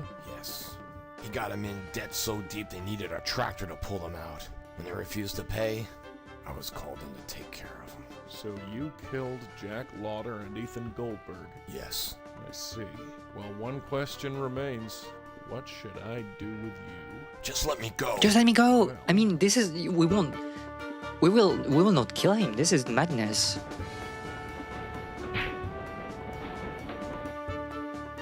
The train clattered off into the flickering distance, and Joe DeMarco remained unconscious but alive.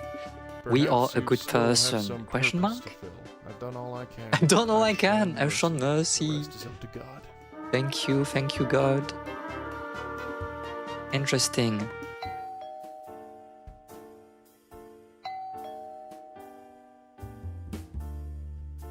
A cold, sullen quiet radiated from the wooden panels of the door. Call it intuition, call it boldness, call it plain old curiosity. I somehow knew that the door would be unlocked. Hello? Mrs. Lauder? Rodshri? Hello? Oh no. The interior of the apartment was a mess. Chairs were overturned, glasses were broken, and the telltale signs of a struggle were evident. This wasn't over yet, not by a long shot. Let's see the thing on the mirror. Shalom, Rabbi Stone. Evidently, my associate proved unable to complete his task as he did not contact me at the usual time. I believe we have business to discuss. Do drop on by. An address on the Upper East Side followed. Zelig. I was getting Jack's money. I have solved the mystery. My conscience was clear, yet the angry cries of a dead man screamed in my soul. Jack, I'm sorry, Jack. As a man, I wished you all the happiness in the world. But as a rabbi, as a religious leader out of duty, I could not accept it. Can you understand? Jack! Jack! Forgive me, Jack. I'm sorry I cast you out. I'm sorry my actions sent you down this path. Get a hold of yourself, Stone. This isn't your doing. All men have reasons for doing what they do. Some reasons are good, while some others are definitely evil, but most lie somewhere in between. For once, my reasons were crystal clear. Zelig. Okay, I have thoughts on that, but I will wait until the end of the game. So we want to go to Selig's residence. Enter. Rabbi Stone, how good of you to come. You didn't leave me much choice, Rabbi Zelig. That's not entirely fair. You could have walked away. I made a commitment. And you're so good at those, aren't you? Tell me what you want. I only want this, Stone. You're going to walk over to the balcony. Take a nice long look at the view. Enjoy it. It costs a bundle. Then, when you've thought carefully about what brought you here, you're going to jump over the edge. I mean... And why would I do this? How about to save her life? And if I refuse? I shoot her, then you, and throw you both off the balcony. I'd prefer to avoid complications, but it's the same to me either way. You think you'll get away with this? You have no idea what you're messing with, Stone. This goes way beyond you or me. I don't claim to see what lies beyond. All I see is a man charged with leading his people, but instead leads them to their I mean, deaths. and even like if we jump, you will kill the woman as well. Take a look around. This is how the world works. So, are you going to jump? Or is this going to get messy? I mean, we should probably agree for now. Like, there's nothing we can really do here. Alright, you win, Zelig. You hold all the cards. Good boy. He can be taught. Start walking. Now, open the door, Stone. Wait, there's one more thing. He moved the gun off of me and pointed it straight at Rashri Loader. Why do you want to do this, Rabbi Zelig? Zelig! You son of a... DeMarco, you idiot! It's not enough you bungle your assignment. You show up here? Did anyone follow you? I want my money. You want what you deserve? Fine. We'll shoot him. What the? What? Are you going to say he didn't deserve it? I took a quick glance at Rashri. I couldn't help but think that a close call had been made. Certainly served his purpose. Now, move. All this bloodshed sickens me. What the?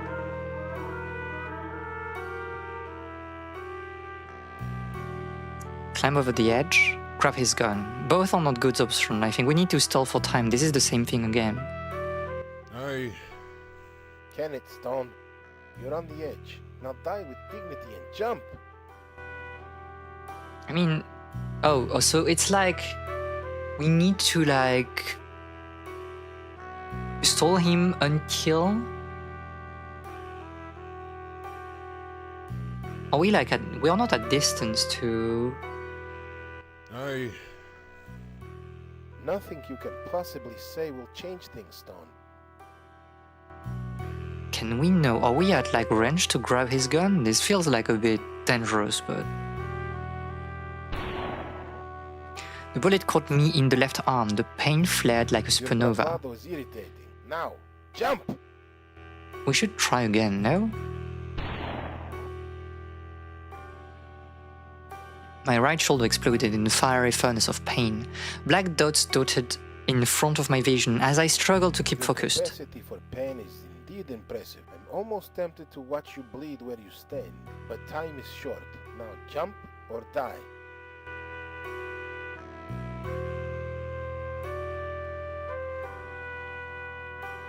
Do we want to, like, we...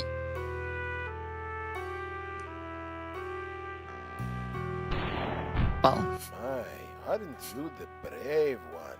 I really hoped to avoid this.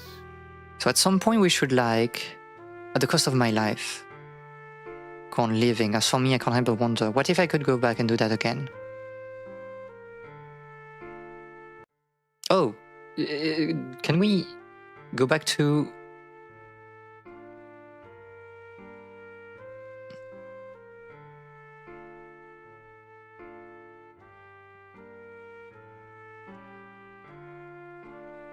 Because I think we were discussing and I did not make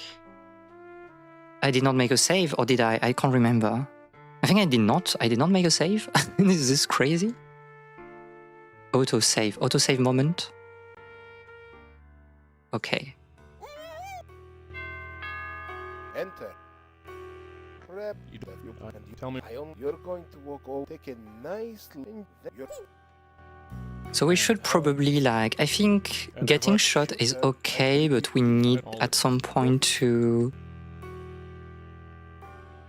Alright, you win, Zell. You hold all the cards. Good boy. He can start. Now. We need to be on the ledge to bait him, I believe. You! I want my money. What? Now, hold.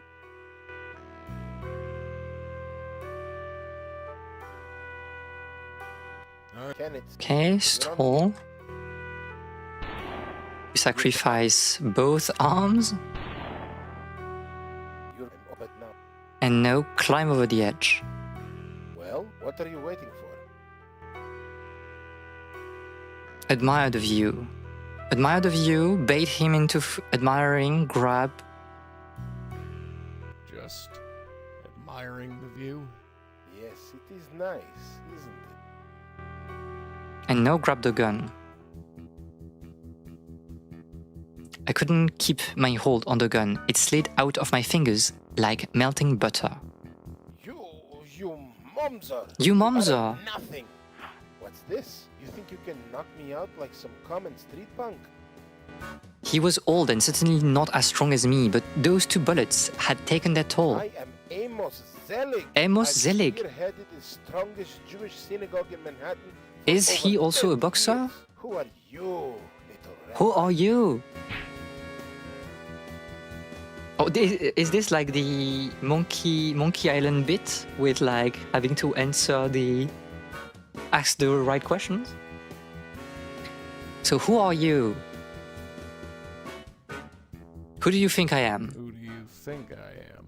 Those tricks won't work with me, Stone. I've been playing that game since you were knee-high to my tuchus. You think you can out-rabbi me? Out-rabbi me? Why don't you just give up? You call yourself a Jew? Or can you live with yourself?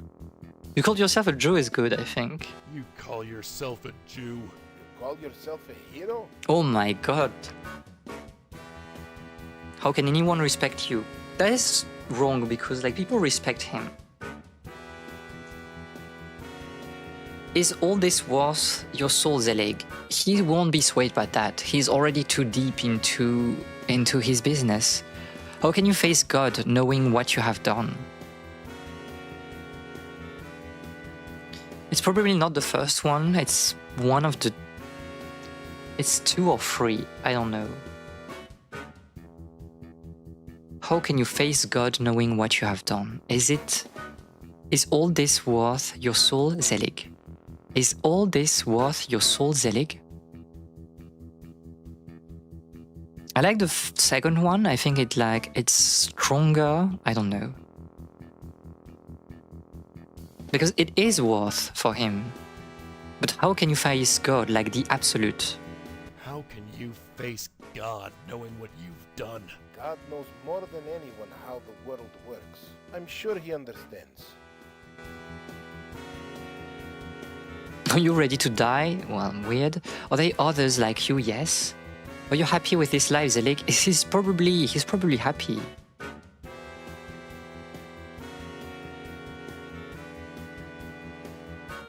When do we attack though? Because like in Monkey Island, it's just like you select the good answer and then your character is making like Gushbrush is making like a movement forward, and that's how you know that you have won the encounter. But here it seems that we need to throw punches. Are there others like you? I don't think it's good. Are you ready to die? We are not in a position to say that. Are you happy with this life, Zelig? I don't know.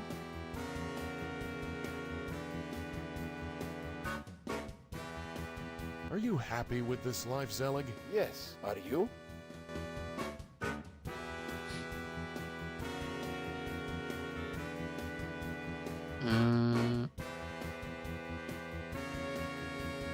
Is it how a rabbi acts?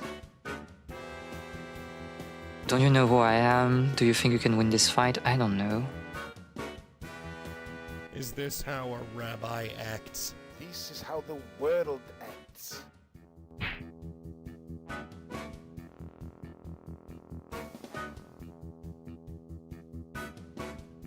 You really call yourself a Jew? We cannot use like the same answer again. Why don't you just give up? Can we punch though? What if we punch? Oh, you punch and then okay, you play again. Okay, how can you live with yourself? How can you live with yourself? With power, respect, and money, I manage He quite got us here. How can anyone respect you? Is it... Okay, so we have like the other things, the other answers that are coming back.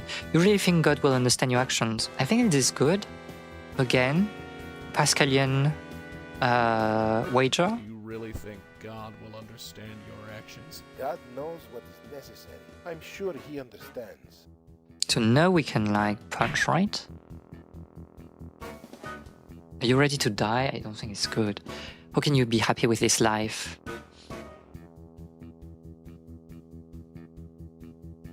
Are there others like you? Are there others like you? More than you can possibly imagine. Do you think a rabbi should act this way? You really think a rabbi acts this way? I told you, Stone. This is how the world is. Get used to it. Get used to it, but I think like... Okay, we can punch here. I ask again. How can you live with yourself? Not bad, I think. I ask again, how can you live with yourself? I have all the prestige and respect money can buy, Stone. I live quite comfortably. Can we punch here?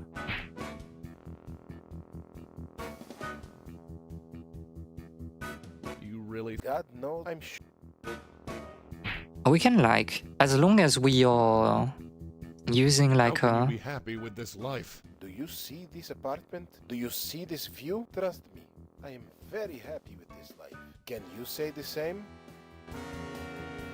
We can just like look. Okay, it's a bit weird because it's like you need to be in a state where you have like the upper hand, I think, to be able to throw a punch. But then you can repeat the answers. It's not like fixed. It's weird. I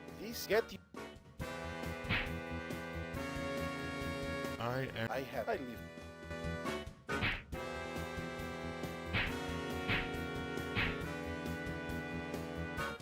Zelig, it's over. What do you have to say for yourself? Mazel tov, Rabbi Stone.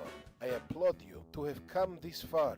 You certainly are resourceful. Just what are you saying, Zelig? I do remember Jack Lauder very well. He came into my office 8 years ago, looking to get married. It seemed that this Zionist, pig-headed rabbi was against it. Oh, the things he said about you. Imagine my surprise when you showed up in my office. Yeah, I bet you were shocked, all right. I've done some checking up on you. In all these years, you've never learned to make concessions. Concessions? Concessions? The Jewish people are slowly becoming extinct. For thousands of years, we've struggled to keep our place on this planet, and you talk of concessions. As a rabbi, I do everything I can to help. And if that means refusing to conduct an interfaith marriage, then so be it. Interesting. I still look at myself in the mirror and call myself a rabbi. What are you, Zelig? You're nothing but a common criminal who consorts with gangsters and assassins. We all have our place in the big machine, Stone. And you're just a tiny squeaky wheel. Now be a good cog and just Be a good cog. No, you don't Good have cog. guts to throw me over. No, we won't kill him.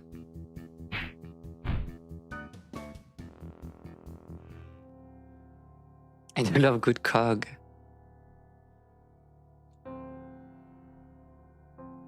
I quickly untied her. So, it's over? It's over, Mrs. Lauder. We'll leave Rabbi Zelig for the police. You're hurt. You're bleeding all over. It'll be okay, Mrs. Lauder.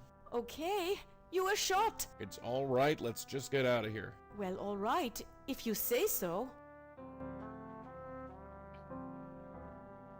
Are you sure you're okay? I'm fine, Mrs. Lauder. Call me Raj, please. After all this, I think you deserve it. But we're going to the hospital and no argument.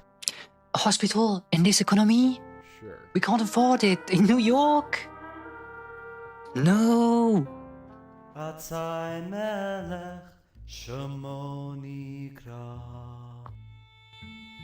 weeks sped by. Jack's bestowal arrived in the mail and I was able to appease all my debts thanks to an anonymous tip. The police picked up Amos Zelig before he regained consciousness.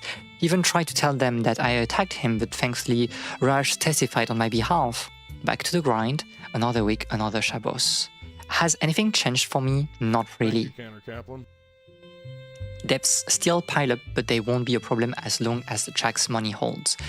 After that, it's best not to think about Is it. it only in the aftermath of pain that we are justified in questioning God's fairness? Just how much pain must occur to legitimately raise the question, why do bad things happen to good people?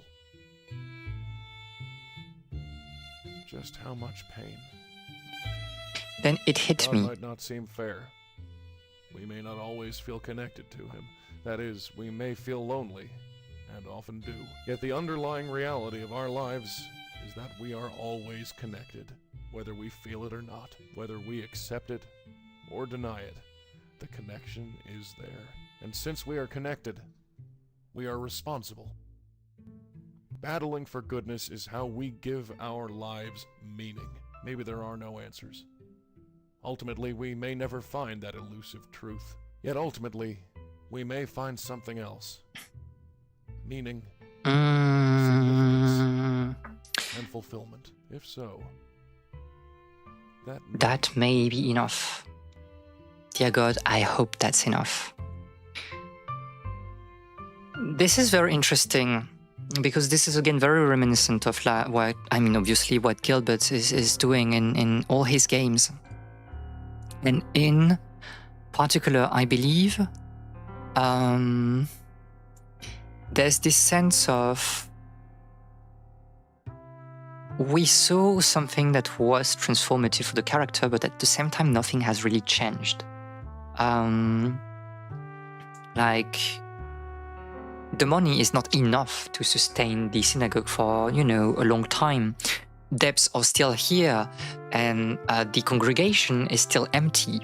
But the core moment for Stone was his crisis of faith, and we are not seeing a character that has surmounted his crisis of faith, but a character that made the first step towards finding the answer. I think Stone is still very, flawed and without a lot of answers at the end of the game, but that's not the point. The point is that he's in a good place to think further about that. And I think you find this in all of Watched Eye games. It's about what do we do? We have a problem, then we solve the problem, but what do we do afterwards? And yeah, I think it's really about finding meanings in all things. And I think this game is trying to showcase that in a very humble way. Of course, the puzzling is extremely easy. It's a very short game, but at the same time, it's about how we are trying to find things to do in our lives. I think Stone would have gotten the money. I mean, yes, he was interrogated by the police at first, by the cop, but at the same time, he did not have to investigate. And there's this sense of, oh no, I'm forcing myself to investigate under the pretense of a Shivah call to finally, I guess, mend things, to do something that gives meaning to my life, my actions, because he would have gotten the money in any case. This was not necessarily the investigation. Nobody would have changed the will that Drake left. And so this is a self-given quest that Stone, created. And is I think this is life. Life is about giving ourselves, objectives and goals to reach and to find meaning in what we do. And if not, to keep ourselves occupied. Aren't self-given quests the best one? I do agree. I do think so. My self-given quest is to destroy capitalism. If you can succeed this quest, I think you will get a lot of experience, but it's not an easy quest. I think my point is mostly that all quests that are self-given are good, whether they are small or big. And again, I guess that in religion, this is probably what gives meaning to your life in relation to God. God will be able to judge you from the quest and the righteousness that you have upheld during your life. And this is obviously a very existential bit, but I think it still extends to religion. And we'll be able to buy so many goods and services with all the quest rewards, but then you're playing capitalism. This is people are oh, in Mother 3, I'm beginning a game and capitalism doesn't exist. And it's I don't have money to buy things. And it's but capitalism doesn't exist. You don't have to buy it. It's free. What are you saying? But yeah, I think it was an interesting game. I think like for a first commercial game, it makes sense, and I think it's simple but like strong in the direction that it wanted to explore. Obviously, like the game, could have been a bit longer, the investigation a bit less obvious, I guess. But again, is that the point? No, the point is that we have given meaning to Stone, if only a little, because Stone has the same problem, but he has a new outlook on life, and that's then for him to explore with, the events that will happen in his life afterwards. I think we are probably done here with this stream today. We are kind of like nearing a 4-hour stream, so longer than I thought, but well.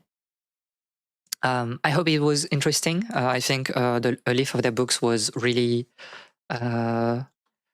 buzzy today. A lot of information, really packed with information. But I think it tied nicely to the Shivah, because we're kind of exploring a similar idea of like giving meaning to things. Short streams are never real, but it's a good thing, no? Or do you not enjoy like the 3/4 hours streams? Is this like too much? Should I like force myself to end the streams earlier? I don't know. I enjoy it, but at what cost? I mean, for me, like it's all right. I had fun and I wanted to finish the game today, so I don't mind. Quick talk about next week. We'll play, I think, Layton on Monday. If we can finish Layton on Monday, this would be like extremely good, and I think it's possible if we lock in. So no, insane yapping for like 30 minutes without playing the game. On Wednesday, I don't know. I don't know yet because we have finished Dark Souls. So I'll probably try to find something short to play. I think in the server, in the Discord server, people were mentioning Celeste, and there might be a world where it's like a yapping stream and we are playing Celeste together. I will go for like a pseudo fast run. What? No, what do you mean no? What do you mean no? What? I mentioned that Necrodancer added Celeste music. I know, but you mentioned Celeste. But I want to play Celeste. This is the point. The point is that I choose the game I want to play. So maybe I want to play Celeste. What do you mean no? Why do you mean no? I got tricked. Too bad. This is my stream. Maybe Celeste, maybe something else. I don't know. I need to see. And on Friday, there won't be a Leaf of Their Books episode. The next episode will be far away, and it will be about the Gwyn saga. So we'll talk about like fantasy and we'll talk about fantasy and science fiction in Japan, especially when it's written by women. But that is for a long time. So I still need to fill the schedule for Wednesday and Friday, and I just don't know what to do. I want more of Rift of the Necrodancer. I mean, is it a good stream? Is it like, is it really that good, like to see on stream? I don't know. And I think we should try to, try new things also on the stream, because we have been on the same series and games for quite a while. I don't know. Nothing is set in the stone yet. Rabbi Stone. But I'll think about it. I kind of want to play a more action-oriented game at some point, but I need to find what exactly. Repo stream when then? Never. Never. This is not my speed. This is not what I like, so there will be no repo stream ever. Ever. You do not even need to ask anymore, because it will never happen. I'm sorry. It's just not what I like. I'll see. I have like many things in my Steam library, so I'll just check what I have.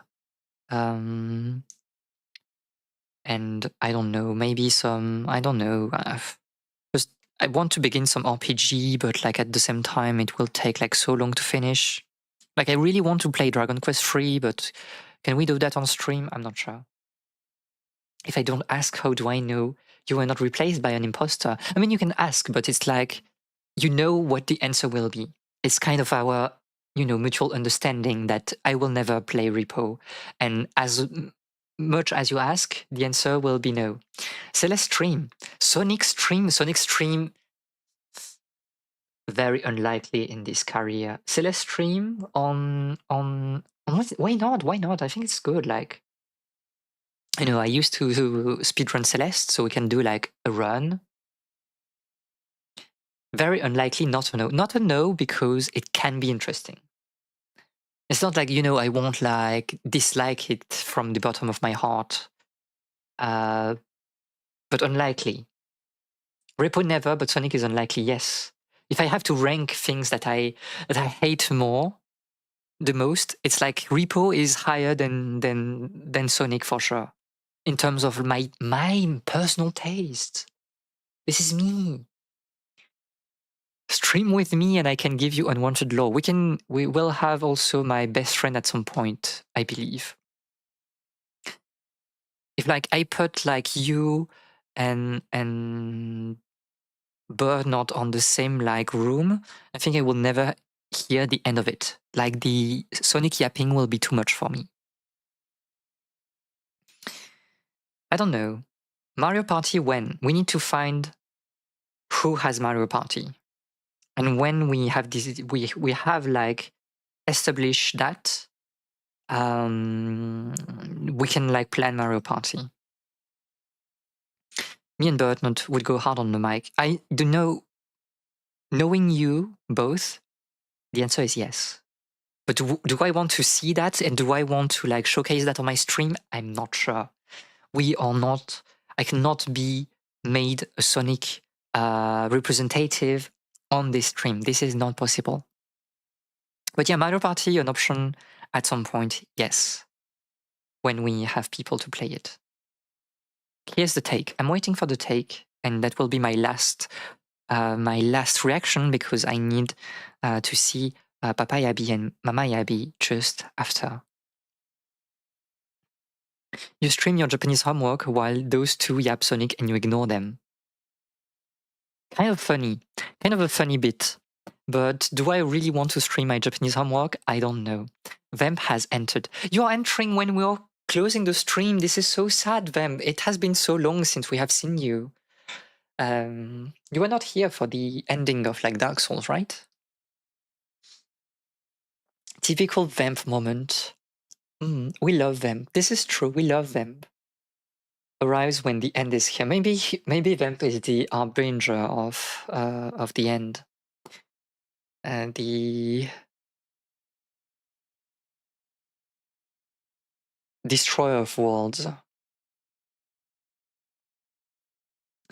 I've been overwhelming busy with work. I'm sorry to hear that. I hope that it's still going all right and that you're not too tired, I guess. I mean, congratulations again for what you shared in the Discord server. It was like very nice to read. Haste is the new Sonic. I've seen things. Let me check. Let me check.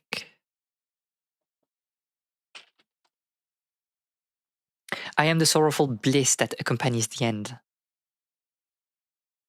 Haste is the new Sonic. Haste is better cause woman. Is it a 3D game? Yes. The art style is funny.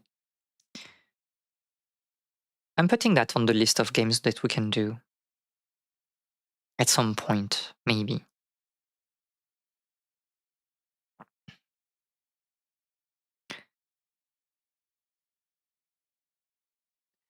Is it my jam? I'm not sure, but this is procedural. This is a roguelike. This is a Sonic rogue. They made Sonic a roguelike. What does that mean? But woman, I get it. I see the vision. Maybe. But yeah, we'll see what we are planning. I don't know yet.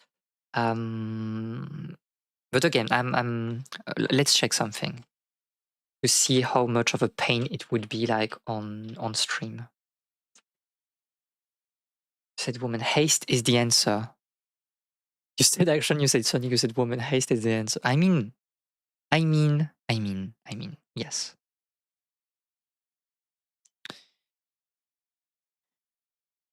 Dragon Quest 3 HD 2D remake. Main story, 32 hours. Similar game Tomb Raider. We will not play Tomb Raider on stream, probably. Because female protagonist is a genre now. It's a tag, yes. Imagine diversity in my games, like we need to make like a separate category for it. But I will say I do enjoy the woman protagonist thingy because it allows me to really play games where we can play a woman, so it's good. I mean, I had like crazy things on Steam for like similar games, so well. The tag is good, but the games are not similar just by that. Tell that to Mr. Steam. But yeah, Dragon Quest 3 maybe. If I really hate you, it will happen on stream and we are locked in Dragon Quest for like, I don't know, 10 streams. Gotta love woman. So true, so true. Don't say that because like Vi will immediately join Steam. Vi will come immediately if you talk about woman. But yeah. Also, by the way, while you're here and I have you, when is your next stream, May? I've not seen your schedule lately. Are you streaming this weekend?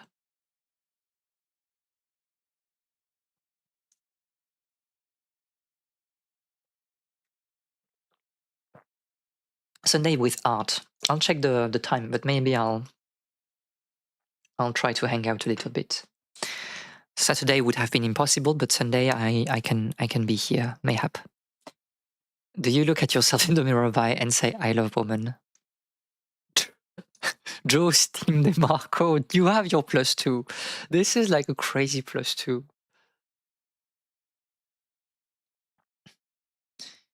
But yeah. Why am I still here? Why am I still hanging out with you? I keep yapping with you, and you don't have like any sound anymore. This is like very funny. But there was no sound, and I don't know. There's my phone. Excuse me a second, Rabbi. This will only take. Cause we're funny, we are. But I need to go because like I wasn't expecting this stream to be that long, and I'm on a timer here. So again, thank you very much for today. You're crazy, so true. Thank you very much for today. I hope that you will have a good end of day or a good day in general, depending on where you live. I'll see you next week on Monday for probably Professor Layton. I'll try to hang out with you, May, in your stream on Sunday. And yeah, thank you very much and see you next time. Bye-bye.